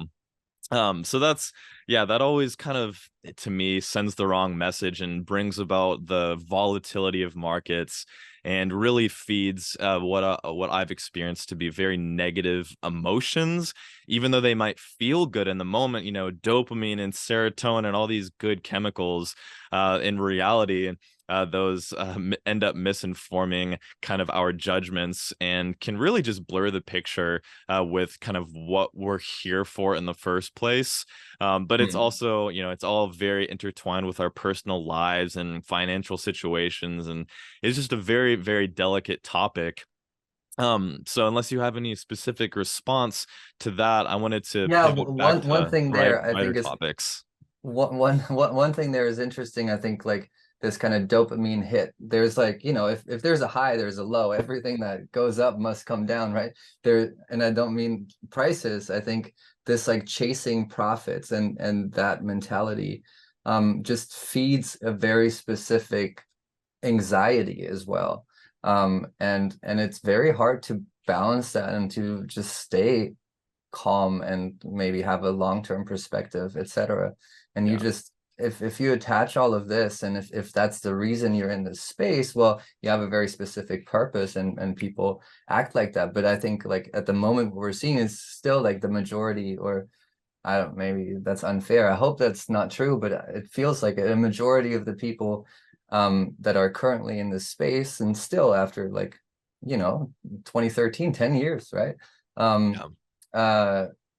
Are there because they're there for the money, and fair enough, right? Like, but if that's the only ideal you're looking up to, and the only thing you want to achieve, and you're kind of willing to trample on everyone else on your way there, that's the it seems to be the general mentality. And I think that's just missing out on so many things. But again, fair enough, some people must be drawn to the space for some reason, for some specific reasons, and the kind of maturity that we're maybe experiencing now of just integrating the technology because it makes sense rather than we're gambling on something, is great. But yeah, I mean, I find it very exhausting to even watch. I mean, I stay on the side because like it's just a waste of everyone's time and energy most of the Oh time yeah, to get it's very into true. these Twitter debates. But like even watching them is exhausting. I was like,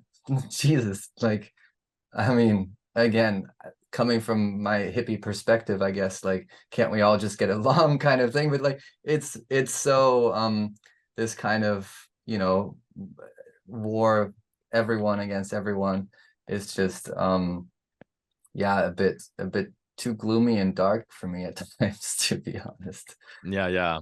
So thanks for the response there. But as I was saying there, let's pivot this towards brighter topics Yes. because yeah, it's complicated and humans kind of suck at the end of the day. So yeah, man, like what are your thoughts on kind of Web 2 and Web 3? And I did forget to mention you gave a little bit of insight there as you're speaking there, but for the audience out there, so Lucas, you have been a part of a Web3 business called On-Chain Smokers for a little while now, and as you've already informed the audience, you know, you started in the Web2 world kind of as a self you know, somebody who's just pushing self-employed or however you want to define it, to entrepreneur of sorts. So On-Chain Smokers is kind of this program that gives people kind of those I can't think of the word. I'm sorry, I'm blanking. Benefits. Benefits, yes, but like it's a rewards program. What do you call it? Like Loyalty. loyalty. Thank you. So yeah, basically in short, On-Chain Smokers uses the blockchain to keep, you know, track of and gives loyalty benefits to its holders. And that's just kind of the underlying OCS, On-Chain Smokers idea there. The reason I bring it up is just to inform the following question, which is, in our discussion, Lucas, you've talked about how, yes, not just today, but in conversation since we've known each other, you've talked several times about how technology without blockchain could allow, and it obviously has allowed, for loyalty programs such that OCS kind of supplements. These things have existed and could continue to exist in this Web 2 world. Where, I mean, you've already said it a few times, but like with that being said, what things does blockchain, without getting too in the weeds of the fundamental value of blockchain, what things does Web3 blockchain for a program like this, and, you know, extrapolating into other industries, where does it actually come in and offer things that are exclusive and beneficial versus Web 2? So that's kind of the first leg. And then I am curious to hear what things might Web 2 have that Web 3 either doesn't have or might have someday, that kind of has, you know, its leg up over Web 3, which I have some thoughts on that too, but you're the guest and I asked the question, so the mic is all yours. I think to answer the second question first, I think right now Web 2 is still, you know, light years ahead in terms of convenience, just because it's an established way of doing things, and the kind of infrastructure for that is set up for that, not really for the Web 3 stuff. In terms of Web 3 benefits, I think one, it really changes, and this might not always be a desirable outcome for Web 2 companies, but it really changes the relationship between the consumer and the business, or the customer and the business, because like especially with membership programs, you now have a way of giving somebody full ownership over an asset. You have the ability of giving them something without tracking their personal data. You have an associated wallet, but it doesn't mean giving up all of your information to a third party. And if you do give up that information voluntarily, so that can be used for, you know, repurposed for gaining data insight, you have ways of directly compensating people for their data and for their data usage that are just much more complicated. They're possible in Web 2, but that would be a much more complex system, rather than having, okay, I have X amount of wallets, I'm using all of their stuff, this is the revenue I'm generating, I'm splitting it evenly between all the wallets that have contributed their data voluntarily. So you have some systems, you know, beyond this kind of like way of enabling the trade and ownership of assets. You can also involve people in a more direct way, through governance, through you know, really giving people a say in what you're doing. And I think this kind of ownership is both like a psychological as well as a real thing, where people in the future will expect to be part of something you're building in a much, like, we can already see it in this kind of like the way that businesses interact these days. Even Web 2 businesses, it seems to be like there seems to be a realization that people aren't so much drawn to products, they're drawn to brands, and they're drawn to brands that care about them or that understand them, right? And this, like, I've also worked in the advertising world for a bit, but so there's this kind of thing where I think in the future, involving people in the products you're building will be a much more essential part, because you just build better things and you build them with people and not just for people. And I think that that little step just goes a long way with connecting more directly to an audience, and you can really, like, you know, give ownership in a kind of direct way and reward people for their engagement in a more direct way that is simply not as convenient as it is. It's not as convenient in Web 2 as it is in Web 3. And this is exactly, like, nobody should brute force Web 3 products, because it just doesn't work. People won't use them because they're useless, essentially, right? Like, if it takes longer and it's not as convenient to do something in Web 3, why would I do it? I need compelling benefits. And this is exactly the problem with, I would say, 90+% of the Web3 products that exist. They're useless in the sense that they're not better. They don't offer compelling benefits over existing Web 2 solutions. And that's just not going to survive.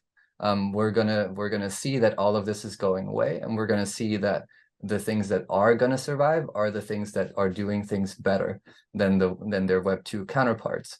And I don't think there's going to be a world where everything needs to exist on the blockchain. It just doesn't make any sense. But I think more and more, as the technology also adapts to the needs of users, we'll see a lot more compelling solutions that just truly offer real life benefits on both the user and provider end for people, and that's what people will choose. Well, nice, man. Really great responses. You know, I always enjoy these conversations because, of course, I'm over here kind of taking notes, thinking about where to lead the conversation. But it's always good to look back at these conversations and myself, you know, as the host, you know, gathering that information from perspectives such as yours that are well informed and have lots of diversity. And you've lived in a few different places around the world, so I don't imagine that you have a necessarily a closed-minded or narrow a view to the world. I just hate Germany, but that's it. No, no, actually, I want to add one thing, because this is something I was almost touching on earlier. Yeah. Also, like, OCS started out as an NFT project, and looking back, that made no sense, because people don't care about NFTs, is the truth in the real world. We were like, okay, we're going to give people, like, these real customers that come to these businesses, we're going to be like, here's an NFT. And they'll be like, oh, hell yeah, there's an NFT for me. Nobody gives a shit. Sorry, am I allowed to curse on this show? Yes. Yeah. Nobody cares. Nobody cares about your NFT. What people care about is benefits, and that's the correct way of thinking about how does this improve my life. And we were thinking, okay, we're gonna basically come take the Web3 and put it into Web 2. It doesn't make sense. You got to take what you have. I mean, in this case, it doesn't make sense. It might make sense in other cases. But what's much more compelling is you offer these benefits, and then you connect it with the Web3 technology. We were thinking, okay, like, all these Web3 degens will flock to the project because they can get real life benefits. But no, because these degens are not conveniently living all inside the cities that our partner shops are in. So, like, yeah, there's just a way, like, this has also kind of changed, obviously, my perspective personally, just from that direct experience, is like, well, users care about benefits, and they care about these benefits being better or, like, more convenient. They care about improving their lives, and that's also what your business should care about. And if you don't focus on that, if you don't have a laser focus on solving people's problems, then you are not likely to succeed. And we thought we were solving the problem of Web3 degens looking for something real to invest in, but that wasn't a problem because people, that's not how the degens are built. They're looking to make money. They don't care about like utility, actually. They just care about utility as far as it pumps the price, but they don't care about actually using stuff in the real world. They want the price to go up. Yeah, I mean, my challenge to that is a look at the scheme of adoption, because at this point, you know, the market itself naturally is so young that it's a very high risk environment. Putting money in these NFTs projects, super broadly speaking, you know, it's a high risk environment. It's very akin to, you know, funding a very, very early stage startup, and depending on how, you know, micro the cap is, you know, the capitalization of the project, higher the risk. So I do believe that that is the environment today for the most part.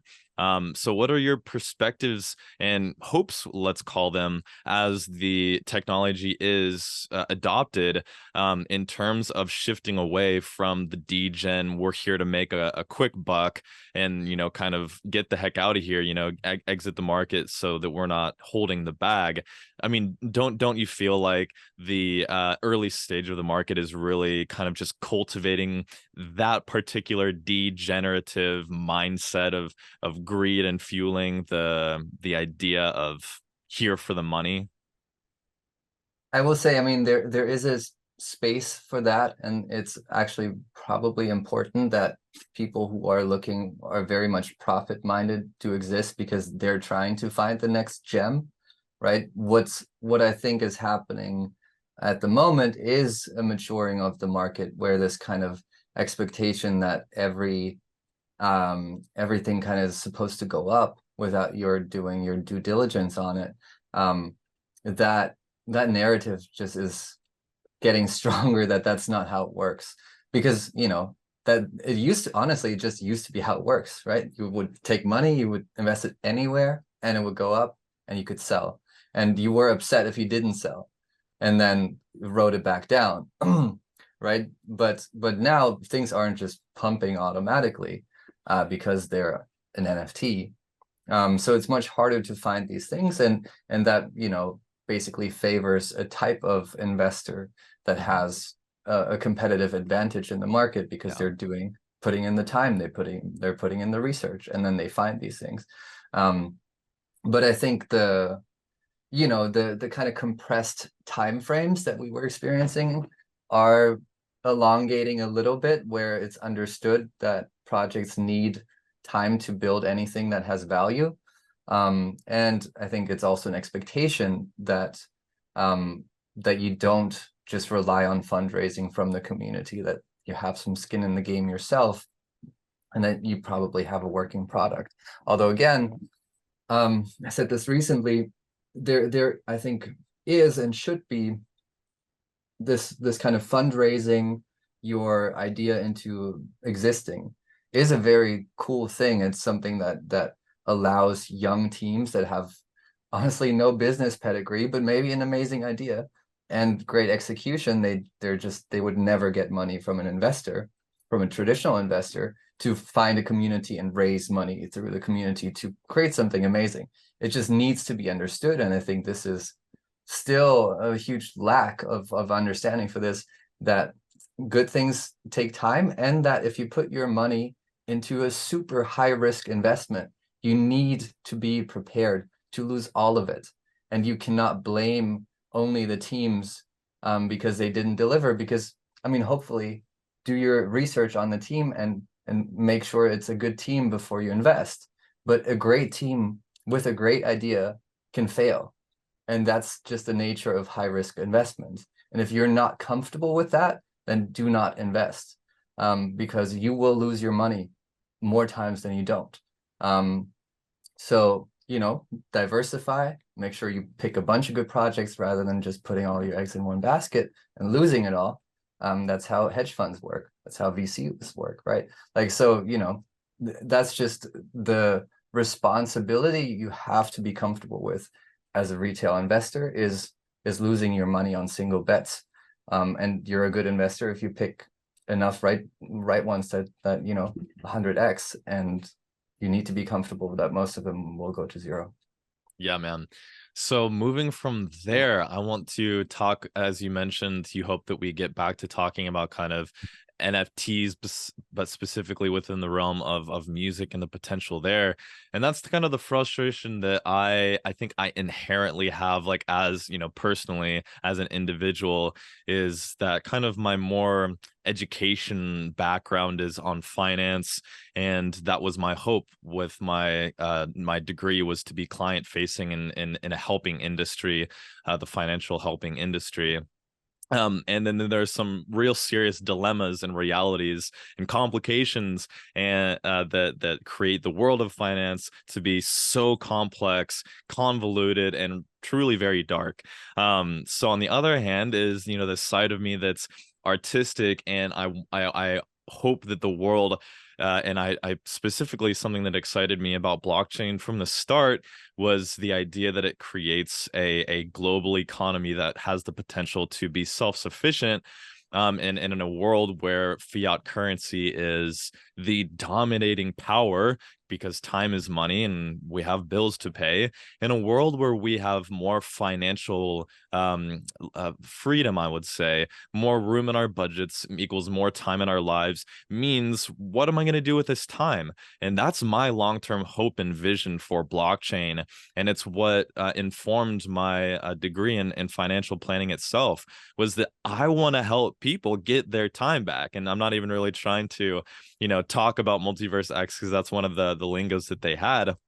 But for me, cryptocurrency, I got in early enough, and wow, like, it helped me kind of leave my 9 to 5 job and pursue art. I'm pursuing music right now, and among other things as well. I just love those concepts and the community that they bring about.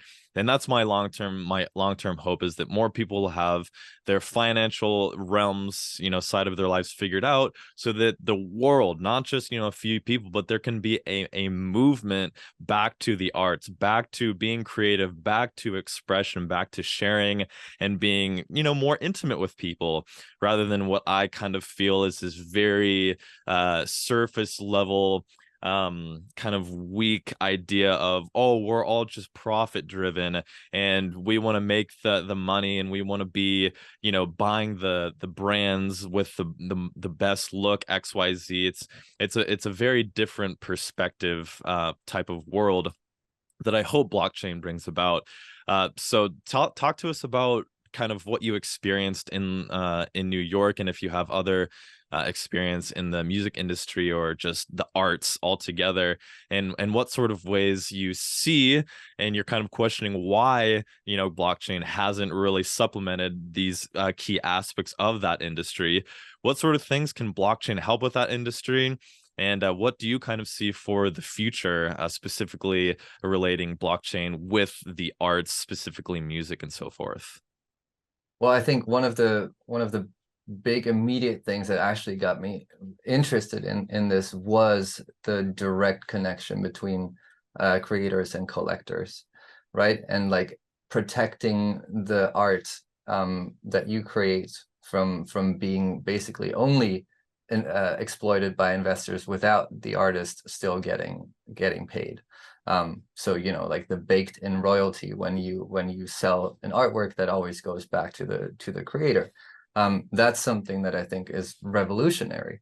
And I think this is also something that when we see specifically music, like big streaming platforms are only helping large like artists. There's no independent artist that makes any significant amount of money off of these streaming services. Well, if you kind of switch the model to like these songs are now NFTs, and the number of plays feeds basically an algorithm, and it's distributed in a more equitable way, then this is something that really changes people's lives and really creators' lives, right? Because all of a sudden they're not just you know, a fringe artist that is not recognized by these giants in the industry and therefore doesn't make any money, but you have this very direct connections between people that connect with your art. and play it and consume it in some way, and the creator that directly benefits from this. And like if we're talking about the kind of creator economy in general, it's something that's a lot more common now to have this model of fans and super fans. Like back in the day, you needed like 100,000 people that paid $1 each, right? Here we've moved to a model, and this is directly really enabled by these experiences. And I talked about curating experiences earlier, that are enabled by Web3 technology. You can literally connect with an artist and their art and their artwork and the community around an artist by, think of xFabric or something, basically tiered subscription membership models that are giving you access in different tiers, and that then in turn sustain an artist that is creating all of this stuff that enriches your life. And so I think that's one of the big things that I've found really exciting about the technology, because it's easy, it's enabled, it's baked in, it's in the algorithm, so to speak. You don't have to like run after people. You don't have to go through your manager. You don't like, you have a very direct way and a very convenient way of managing your fans, and monetizing that, if that's the cold word for it, but it's just like of making a living through your art because people like your art and connect with it. So I think that's one of the big ways in terms of like this whole concept of giving people back their time because they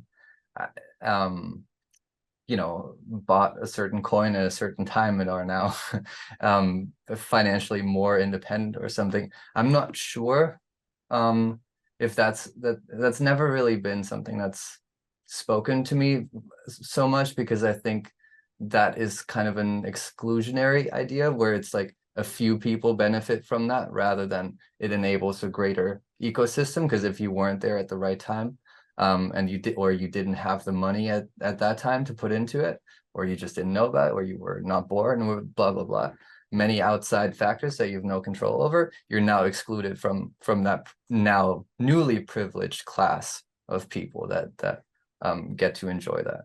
So that's not something that I found that compelling. I think it's great, and if that enables that kind of lifestyle for some people, great. I'm not sure if that's something that I believe has like a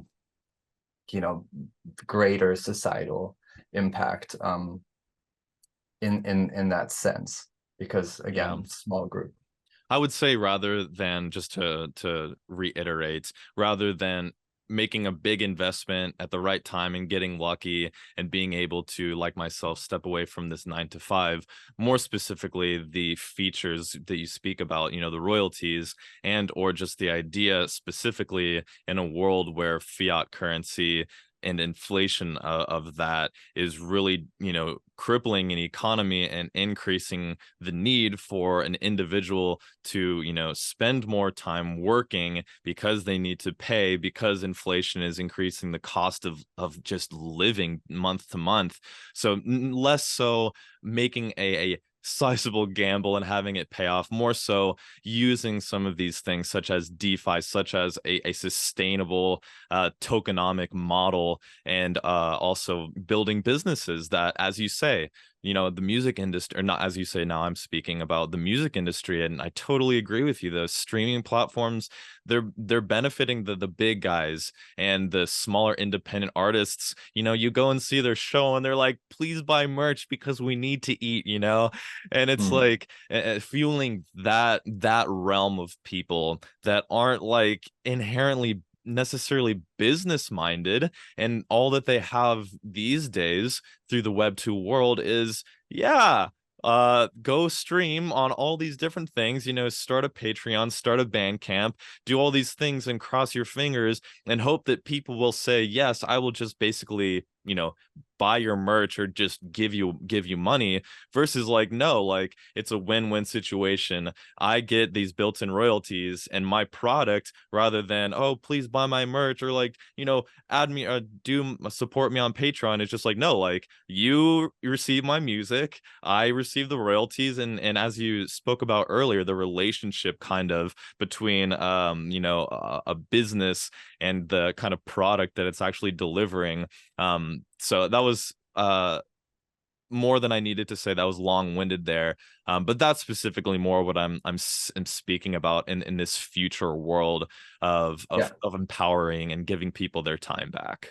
I mean, very much like right before Bucharest, right? I don't know if you saw that, but I was on tour with a band for like a week, through Eastern Europe essentially, and it's very interesting. It's a relatively small band, but relatively well known at the same time. Yet it's very, very hard.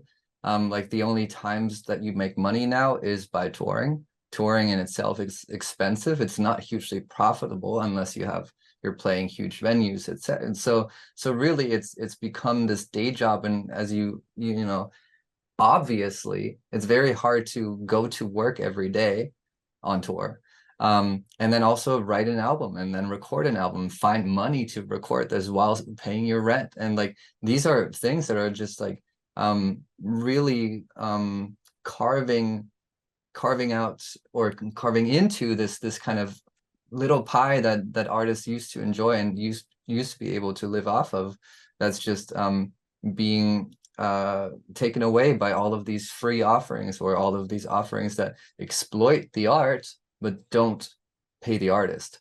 And so like enabling this through technology to kind of like solve this problem, or at least offer some kind of solution, and also streamlining it rather than using Patreon, Bandcamp, plus maybe some streaming revenue off Spotify, etc.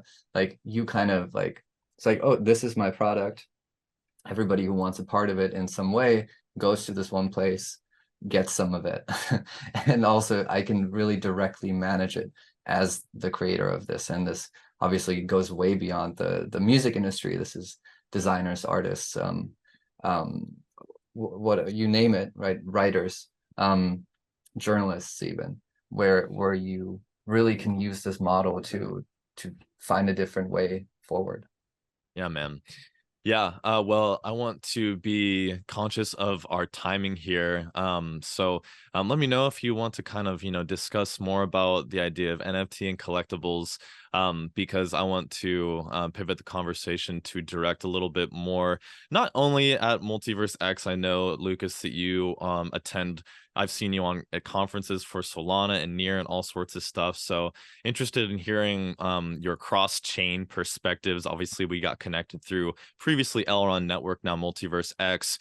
We've been at both of the xDays, and of course, you've been leveraging Multiverse X EGLD Layer 1 for some of your Web3 businesses. So was there anything, final thoughts you wanted to kind of close out regarding this idea of the state of cryptocurrency, degenerative behaviors, in light of the power and this idea of democratizing finance? Any things you want to touch on there before we move into more recent topics?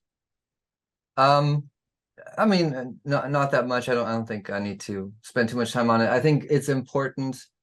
EGLD, Solana, whatever these systems are, I think broadly they're all troubled by the same tribalism, and this tribalism is fueled again by this idea of like, this is my bag and my money, and I need this to grow, and I don't, if this grows, it takes away from this growing, etc. Like, I think that's a mindset that doesn't really do much for anyone involved. And so this kind of maximalism has always been something that didn't sit right with me. I think, again, I'm surprised you and I are friends. I'm like, you might as well be preaching to me with some of these messages. but so I think, again, it's about offering compelling solutions for problems, and there is simply things that some technology, and including in the same sector, including the same Web3 sector, one chain just solves, at the moment at least, better than another, right? There is something to be said about your assets living in smart contracts on Ethereum, because they're just much easier to change. They're malleable. You don't need, it's a problem that you don't own them, but again, it fixes some other issues that are just more complicated to solve on other chains. Then you have transaction speeds, and you have the idea of Bitcoin of basically being like tokenized energy, essentially, right, as computing power. And so if like there is things that different technologies solve for, and I don't think there is a world where one really needs to solve all of them at the same time, or at least we're certainly not there yet. And so I think learning from one another and kind of like taking what's good in one area and learning from it, and even like collaborating on it is really the way to grow the pie for everyone. Because again, like there is no capturing, like it's not interesting capturing the Web3 and blockchain market as it is. What's interesting is, how do we get people into this market? How do we offer solutions that solve people's problems and businesses' problems? Like we do that by offering them great solutions. And if somebody else is better at servicing that particular business, that's great. I'm going to focus on this other business, right? This niche. It's all about finding your customers and your niche. And so I think it's just unproductive to kind of focus on like us versus them. Well, it's very productive to find like, oh, what are they doing? How can I learn from it? And how can we empower one another in providing compelling solutions that solve people's problems? Yeah, man. An analogy, as you're kind of speaking there, not to use an analogy about, referring to xDay, but, it just came top of mind. And it's like, I agree. Like there are these crypto wars and this tribalism that I don't think cultivates a very positive environment. But the reality of the situation, I believe, and it kind of points to this non-zero sum game where the pie is larger rather than let's increase the size of our own pie. To me, it's like the visual that I had was like almost as if like at xDay last month, it's like we all come in through the main entrance. But as soon as you enter, it's like we need to register. We need to get our name tag and check into the event. And it's like we've got one main line, and then like within there it's like we've got like 7 or 8 different lines, A through D, like last name, all the way through Z. And it's like almost like the people behind the countertop that are dealing with these different segments of last names within the alphabet. It's like we're all onboarding, we're all a part of this all right, we need to bring people in, and if we all just file one person at a time through the same line, it's like we can kind of separate it out, and all together and the same thing that you said already. It's like, well, imagine if somebody is just doing something more efficiently. It's like it's not a competition. It's not like, oh yeah, the people who are registering last names A through D or whatever, like they're doing so much better than us. It's like, no, like we're all trying to get through the line together. So if we have good ideas or if we have processes that are working well, then we should share those. So right. And why yell at the people whose last name starts with a D? There's nothing they can do about this. They need to solve a particular problem, right, that they have, which is they need to get registered. And that's where it happens the fastest. They can go to Z and then make them go to the D line and pick up the name, but that's inefficient, right? Like it's the efficiency comes from people focusing on what they're best at, and nobody needs to be the best at everything. I think there's a space for everyone.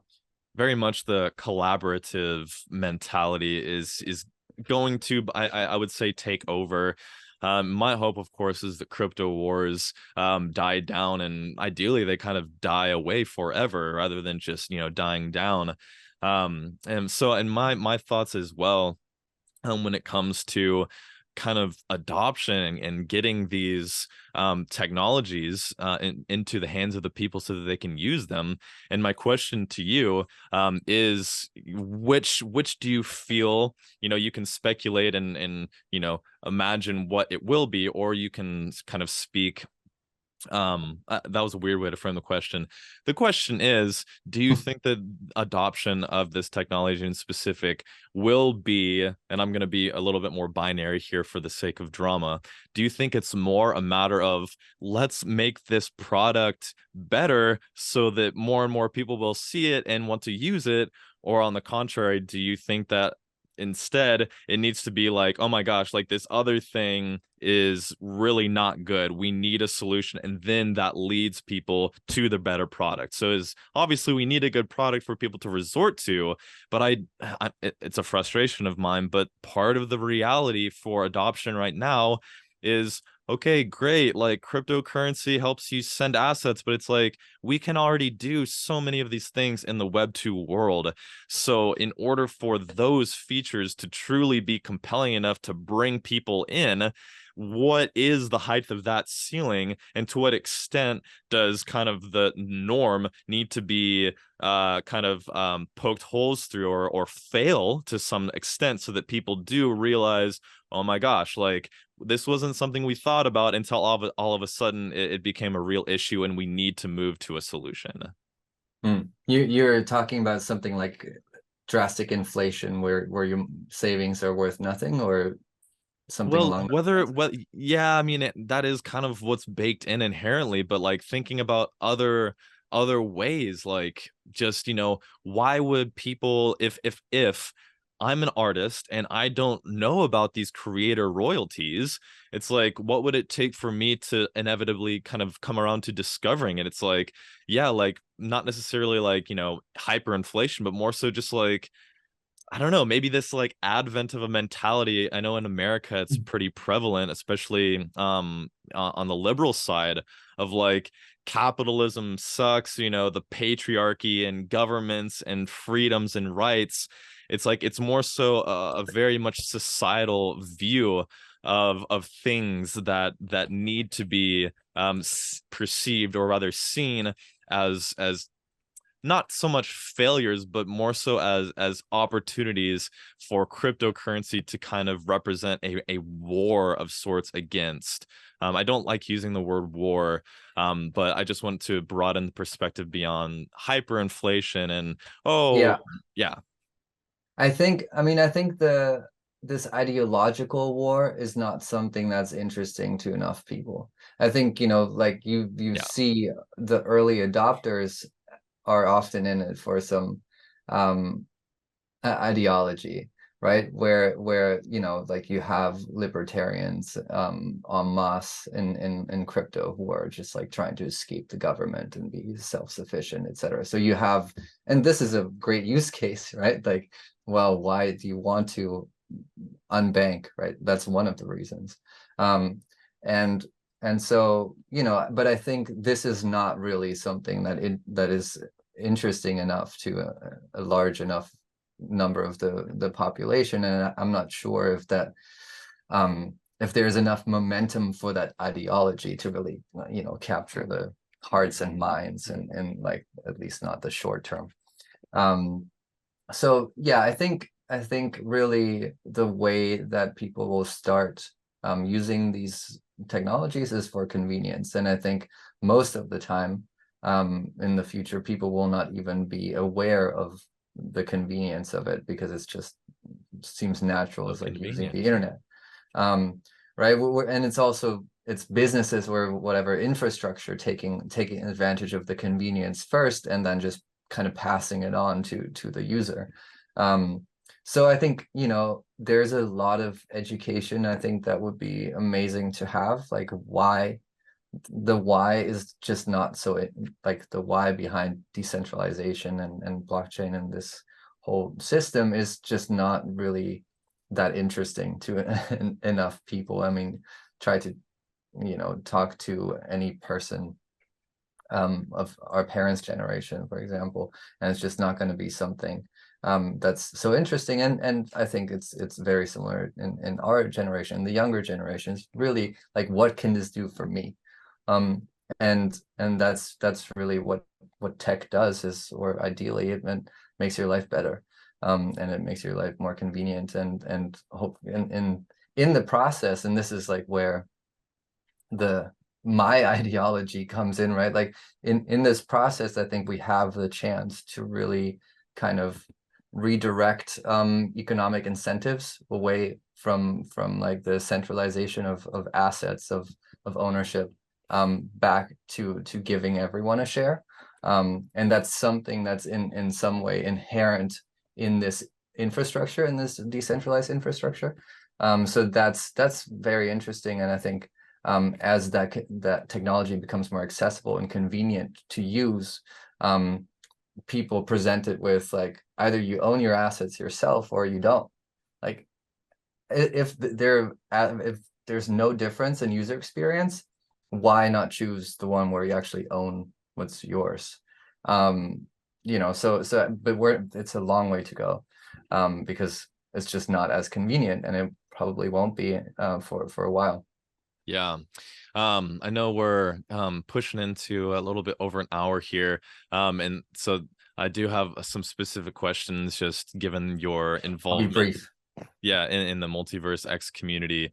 But speaking to the idea of what encourages degenerative almost activity, it does seem to be that, so on the contrary, a limited supply encourages greed, encourages let's capture these assets, pump the price up. So with that being said, it's like, what do you think about the idea of having tokens that are in great supply, and flow much more readily through the market, strictly so that the mentality can be shaped for focusing on what utility does this provide, rather than is this a token good enough that I buy enough that one day it'll be worth enough, so that I can do X, Y, or Z? What do you think can help shift those things, without, inevitably kind of ruining that, what does kind of become a positive momentum of like, oh my gosh, like the price is increasing. Oh my gosh, like there must be something going on here. A community, some value is being realized. Like, because yeah, it's positive to see our bags grow, but it is also, negative, and it also is sometimes needed to see that value grow. If you have a hyperinflationary token that's just like going down forever, and it requires you putting your money into it, I mean, just like, it's such a tough thing to balance, and trying to encourage people, oh no, remain pure, now don't start accumulating these assets and talking about mooning, plus 1,000 or hashtag MEX to one. For sure. How do we balance some of these things? Yeah, very hard. I'm also, that's very much outside of my expertise, the kind of tokenomics and how to design something. I think what's really important is keeping an eye on the use case, and also on user safety. And user safety is both tied to assets not increasing in price or supply astronomically, and nor do they go down, right? And so like, that's finding a balance there is really hard. I think what's really the focus should remain, and I think this is what a lot of these assets and people don't really take into considerations, what can I do with it? And like having some kind of real life use case for it that's beyond, oh, bag up, back down. Like that's not utility. I don't know. I mean, you can argue with that, because if you exchange it for It's resource. for a different, but like, it's nice if you can actually like do something with something you have, right? And I remember an interview with Ryan of Aravec, who was like, yeah, I don't want my token to like be a moon bag for someone. I want people to spend it on something that they use, and I think that's kind of an overlooked. But then his business died. Well, but the case, the point remains, right? Like it's an overlooked thing that people are just like creating all of these random assets with this like grand expectation, sometime in the future, you'll either be able to use it for something or it will be worth a lot for whatever reason. You know, take co-op as a better example, something, right? Like you buy this token and you get like a discount on the charge for your car. That kind of stuff where it's like, yeah, I'm not just buying this to hold it and take it and, you know, withhold it from someone else who might actually use it just so I can sell it to them for more because they need it. But like, I get this because I want to use it and I want to keep farming it or whatever. I want something to keep generating it so I can get benefits out of it. So this kind of like tying something that you create to it being used and not just being speculated with is very, very important, I think. Yeah, man. So kind of, yeah, I keep saying this, but wrapping up and, you know, you and I got to know each other thanks to Elrond Network, now MultiversX. So I just kind of wanted to close out the episode here. And I'm curious about a recent event you put on with another community member here, and that was the Web3 chess arena. You got to host the multi-hour long time with Benjamin. So man, just I'm curious as we close here, what are your impressions on Multiverse X? How do you like the team? What do you think of Benjamin, the CEO? And yeah, what about the xDays that you've attended, the conferences for Multiverse X? Yeah, just I want to close out with kind of your thoughts on how the team and the product has moved and shaped, and yeah, man, I'll leave it at that. Yeah, super interesting. I mean, a lot of questions in this. First of all, I'm very excited to talk about chess on the show. I think, you know, like these community events, and again, basically a broader narrative in this is like, yes, there's a bunch of people that hold the same asset and are tied by monetary financial interests. But there's something else that's developing, which is this kind of collaboration between people that are using the same infrastructure and are like kind of striving to create a larger pie for everyone by creating compelling products. So the big idea behind this chess tournament that kind of brought together, I don't know, 50 plus projects building on the Multiverse X infrastructure was really to foster this kind of collaboration over this adversity and this like kind of like everyone for themselves mentality that unfortunately is, or at least this factionalism or tribalism in different, like the French against the Romanians, you know, like where it's like, and everybody is calling foul on the idea behind bringing people together in a game of wits and you know, like that's this extremely smart play, unite, conquer. You don't divide and conquer, you unite, and then you can actually do something together. And I think that's a much more constructive way of looking at even competition. Like, what are the synergies? How can you leverage what you have to make something even better and reach more people, so both of you guys can, both parties, all the parties can benefit.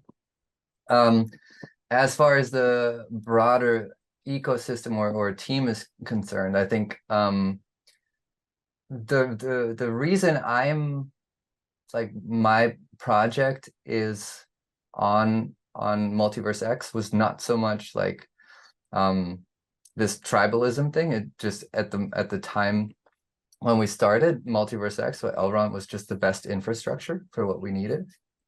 So it's, you know, there was this idea of giving back to the community that I was a part of as well, but it was really kind of utility driven, right? Like, okay, this is where we can best execute the ideas. It goes back to the ABC lines and the DH line, you know, whatever.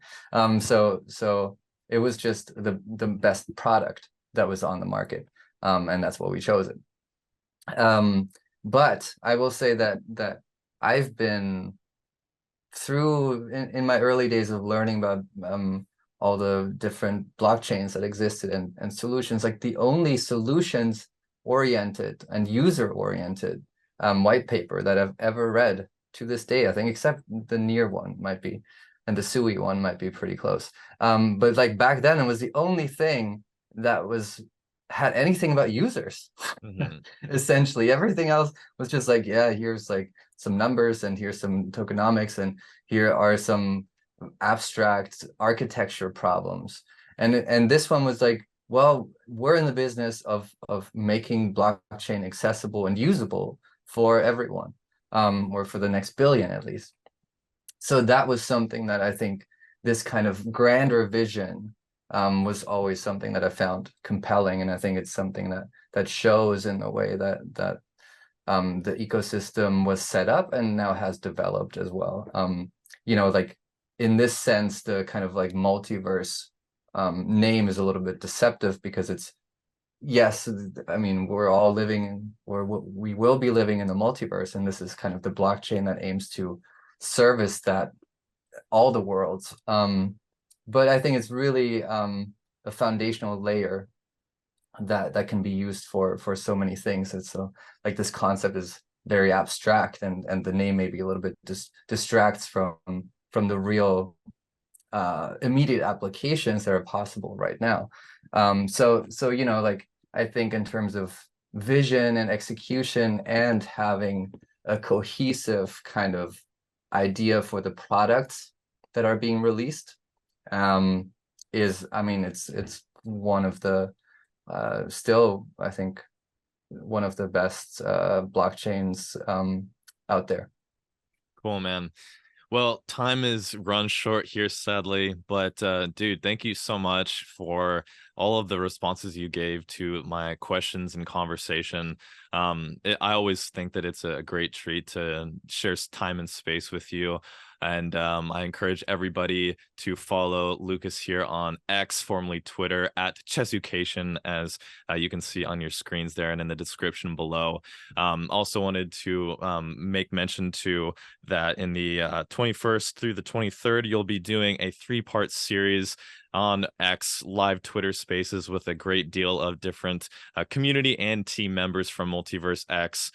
So thank you so much for your time today, and thank you for everything that you're doing, not just with MultiversX, but just the idea of community and adding to, that non-zero sum game. I'm going to bring something that adds more to break this pie bigger, so that more people can kind of indulge in getting something out of it. So thanks so much for your time, Lucas. Anything you want to leave the audience with before we get back to the rest of the episode?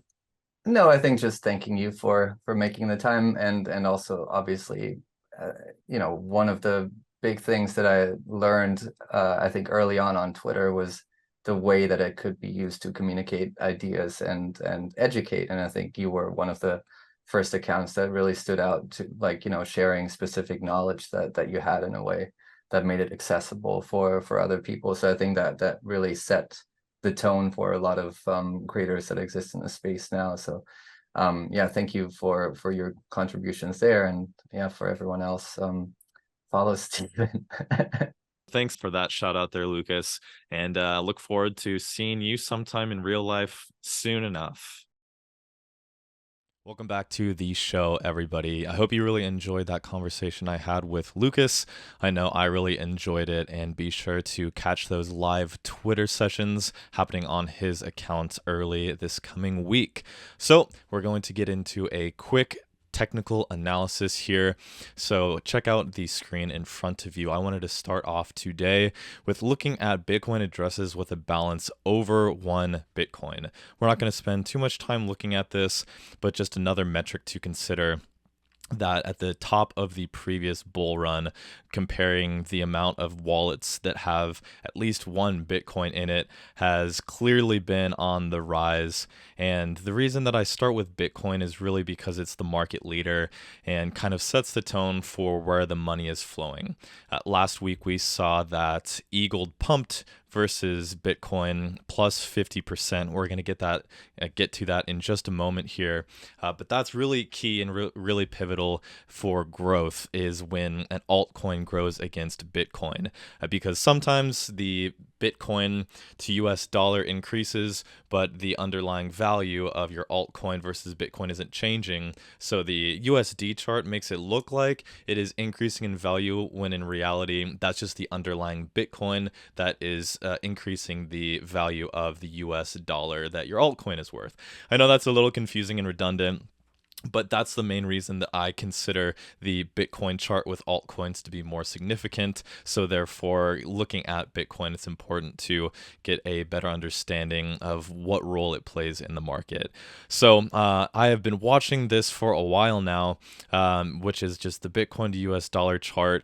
And in my biased opinion, because I'm rather bullish all the time, this really appears to be a rising bullish channel forming here on Bitcoin. And this forms when the price continues to make higher highs, sells off, and fails to make a lower low, and then proceeds to make a higher high. So this kind of action is super volatile. And we often see it in bull markets. So here you can see just how volatile this has been, how much price has kind of become overextended only to rise back up.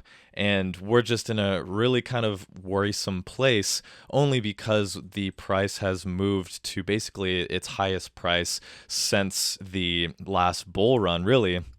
And confidence in the market is really returning. So whenever that happens, I feel like the bear market leads me to believe that now is the perfect time for price to start to retrace, start to go down, start to rediscover where that demand comes back into the market. So I'm going to keep that rising channel there just to remind you that I still feel as though this is a bullish advancement. But we're going to take a few looks at some levels here and get some lessons going before we take a brief look at MultiversX, aka EGLD. And so what I'm doing here is I'm just making note of a few different levels that are of high importance here. Adjust that a little bit more there. So the main lesson that I want to convey to you today is the idea that in a downtrend, anytime support breaks, that area will go on to create resistance. So here, support broke in a big sort of way, and technically speaking, that wick down here helped to define resistance here in August of last year, 2022, and then again, that level was maintaining that resistance a year later in February in 2023. So this area down here was kind of the bear market lows until proven otherwise, and we saw that after FTX really started to fall to pieces and the reality of the situation became clear.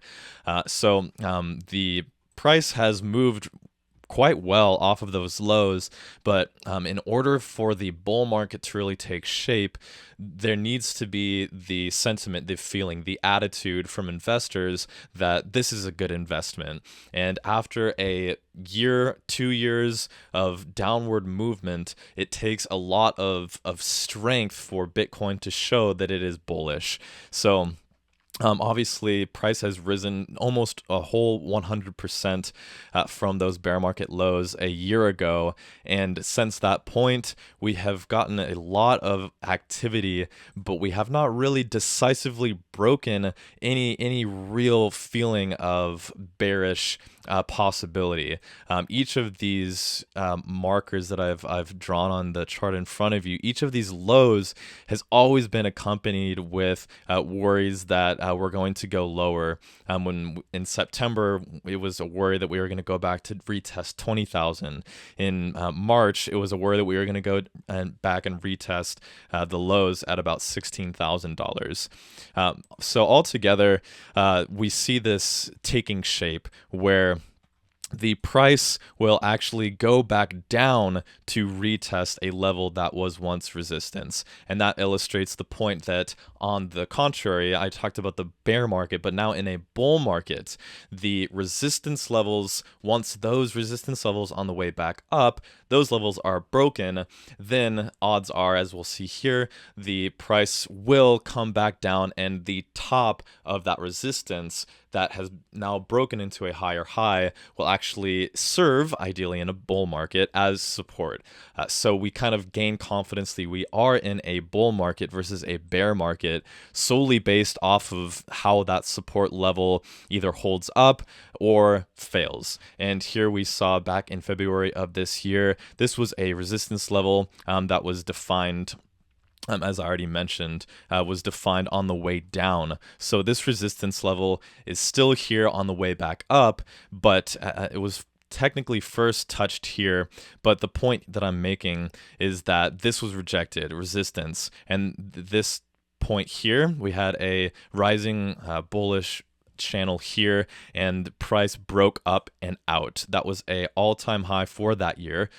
So at that point, this resistance level has been checked off of the list, but the big key is that level needs to be retested. So this broke in mid-March of 2023, and for all of this period of time, it went up to a new high, had a lot of positive growth, but as you can see here in June over the summer, that previous resistance level that was broken was tested again.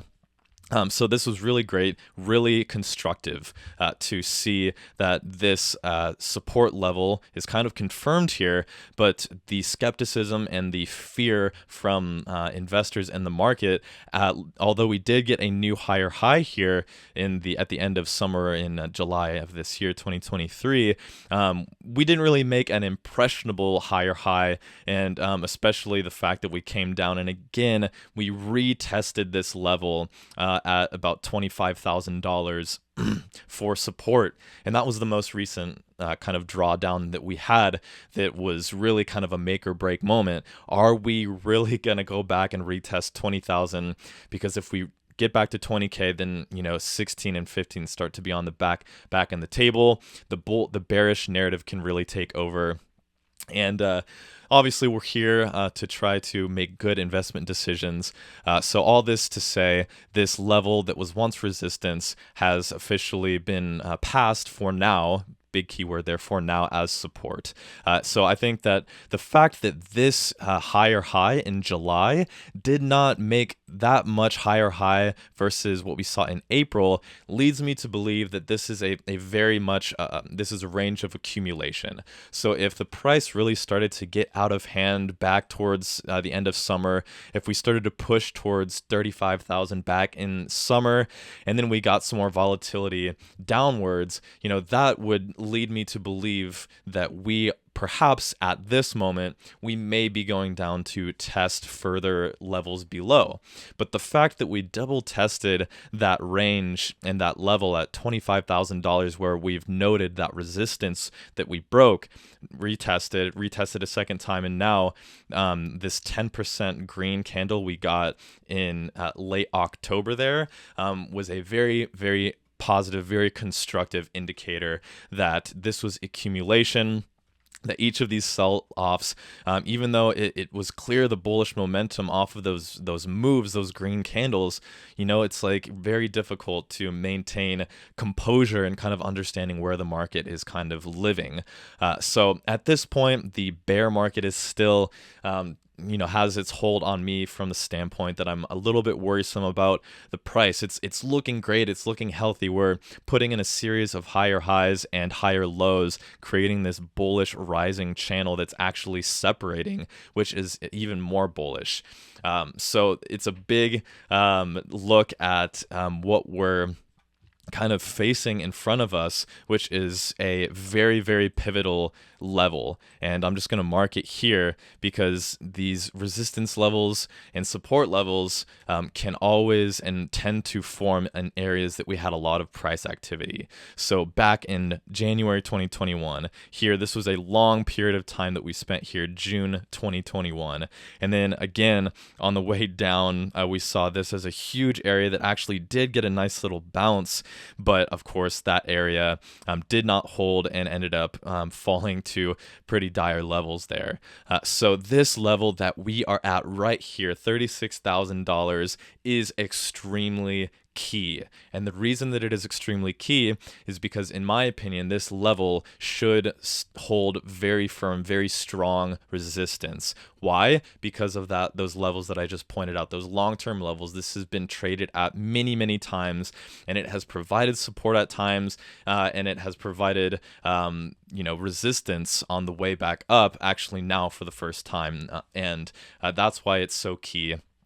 Because if indeed this level that should be very strong resistance, if this level is not holding as resistance, if there's enough bullish strength, enough demand for Bitcoin, then the bullish implications to me are very exciting. The fact that we're getting a bullish rising channel at this moment, that's a continuation pattern. And at this point, it leads me to believe that we may be heading to, at most, a $45,000 level. And before you know it, I'm very bullish as always, but of course that $69,000 all-time high is not very far away. The fact that over the last year we've already done plus 100%, and within 1 year we have the next Bitcoin halving coming up in May, or rather it'll probably be Q1, Q2 of year 2024. There is just a lot of bullish pressure that I feel is forming, but again, I've been saying that for a long time. So only time will tell, but just conveying to you, first showing you that the wallet addresses that have been accumulating more and more Bitcoin as price has gone down. And you can go to that website. I'll drop a link in the description, and you can see that that's accumulation is happening on many different levels. It's not just the whales that are accumulating more than one Bitcoin, but you can look at the smaller levels and see across the board. So kind of bringing it back down to earth just a little bit here, I'm going to mark this level at $30,000 or so. That was a level that once was resistance. That $30,000 level is where we kind of saw that price got rejected twice, and that pushed us down to confirm that support level.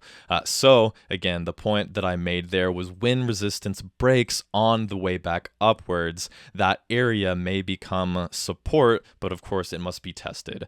There's a high chance that those resistance levels that get broken do come back down to be retested, but that is all just really speculation. Just as much as it is me saying we might go to 45K, it's equal amounts of speculation to move down, since one can short the market. But that's my consideration moving forward, is the fact that $30,000 may at some point in the future be retested. That's a pretty solid zone. Maybe that won't even be retested until the next bear market. But just keep that in mind, that these very key levels at $30,000 were once rejected, but now we've moved very boldly with that big 10% green candle there that took place on October 23rd. So that leads me to believe that we're bullish here, and if we do retest 30K, I'm not of the belief that that will happen soon. But just to entertain the idea, let's say that up here, we just aren't able to gain enough bullish momentum, and we do need to come down here and retest $30,000. Since this was an area that was resistance at one point, we can expect that to again be resistance on the way back up. So let's just say that we do kind of do something like this, and eventually we do end up making it to $45,000. At that point, because that was again a key level in the previous markets, altogether just kind of drawing squiggles on this line and so forth.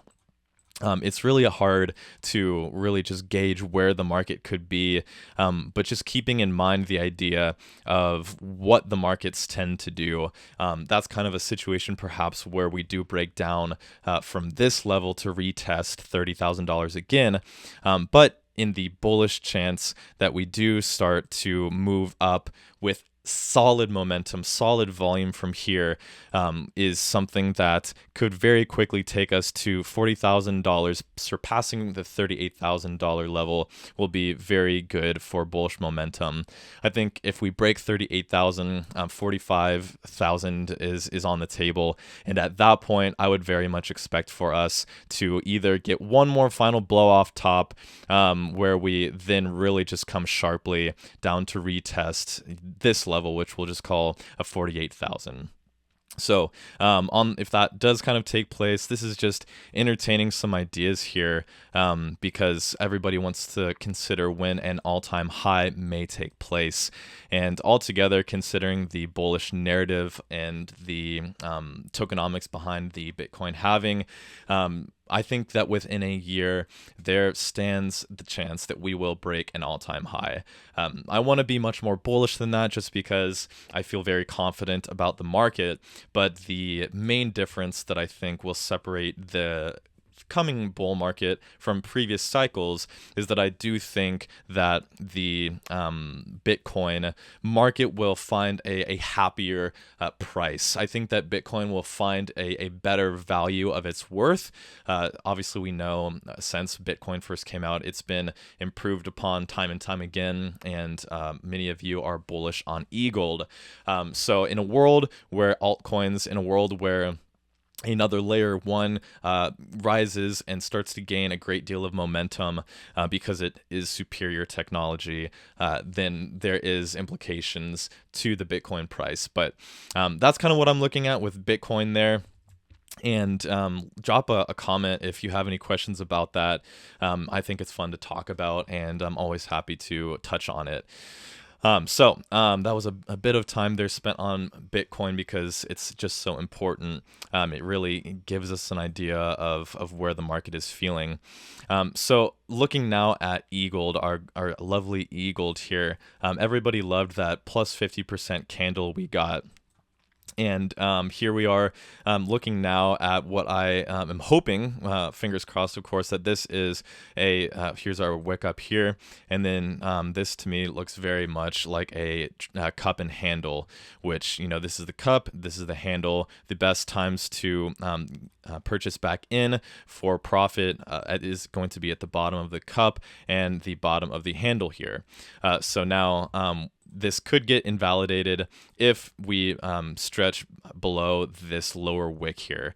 But you can see here that this is a very positive indication of support whenever we have all these different touches, and this final one here that was touched after that breakout.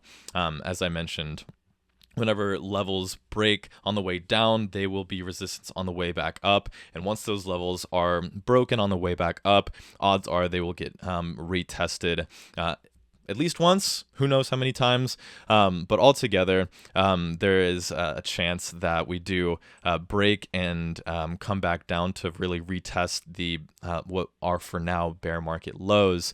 But this, handle position, technically speaking, it can only be invalidated whenever it makes a new lower low. Now, I would say that it's more invalidated closer to where those candle bodies are closing versus the lows of that wick, but this just gives you an idea of where the timing of this correction could be, very dependent on what Bitcoin decides to do.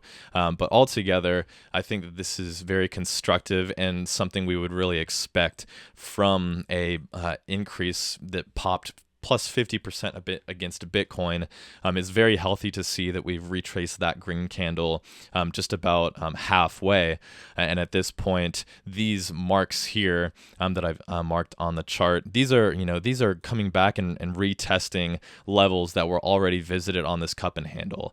So on the way down, and then price demand came in and brought price back up. So these are very key levels at this point, considering the great pop we got. So at this point, I think it's really important that we start to see some positive momentum. During this cup and handle, there were a few candles that moved very quickly. So that leads me to believe that there is a rather thin order book to the upside. And once Bitcoin gives us an idea of where it's heading, which of course stands the chance that altcoins may start to separate from Bitcoin. But what we're looking for here is that this resistance level that is now kind of coming along here and defining the top of that handle, we want that to be broken, and we want that level to start to give us a support.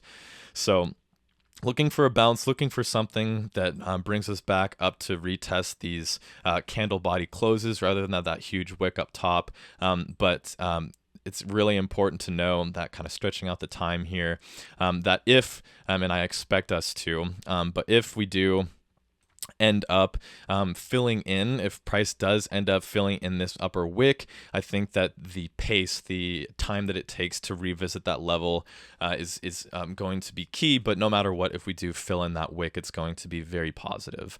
So altogether, the long-term look at EGLD is something that I think is always important to consider. Here, looking at the 2-week candles, we see just how much the momentum has shifted to the bearish side.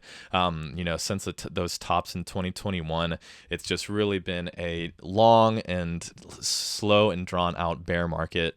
But I just want to show you that, technically speaking, on the monthly charts, it's really surprising to see that, technically speaking, the EGLD versus Bitcoin, so MultiversX, technically since it began, it has been bearish. So this takes a long time for these monthly candles to deliver the information for the relative strength index that I have at the bottom. In the middle is a moving average chart with histograms in the middle, and then of course the candles and wicks on the very top there. So very interesting to see that, technically speaking, we have been in a bear market. We've been bearish for since the start of MultiversX, but clearly, as this candle has shown us that strength, look at that. We still have bullish green candles that are moving, even though the price has been selling off. So that means that even though we're selling off, that's really just a moment to kind of reconsider getting back into the market. It sounds like a lot of EGLD bears were woken up during that pump. And altogether, it's really positive to just see the energy kind of flowing back into the market from that pump. Speaking of energy, this here is the MEX to US dollar chart, which we will end for today. So if you are following along on Twitter, be sure to share MEX to 1 in your name. And kind of considering the same things that we spoke about on this episode, we're going to do the same consideration and just kind of consider where some of these levels may be for MEX to start making its return back into life. So that first kind of line that I drew there is where we're at in terms of our yearly all-time high. But the next level of consolidation is really going to take us up 100% from here if and when we do get back to that consolidation level. So when EGLD grows against US dollar, so does MEX. That's the same concept behind why EGLD versus US dollar can grow because the underlying value of Bitcoin can grow. So if the value of EGLD is growing, then since MEX can be traded for it, then it too will grow. So that's a really powerful mechanism there. And that's where I'm going to close out the episode for today. Once again, thank you so much for watching. It's been a lot of fun to put on this episode, and looking forward already to episode number 5 of the Multiverse Xperience Podcast. Wishing everybody in the United States a happy Thanksgiving, safe travels, and I will see you in the next episode. Economistic out of here. Peace.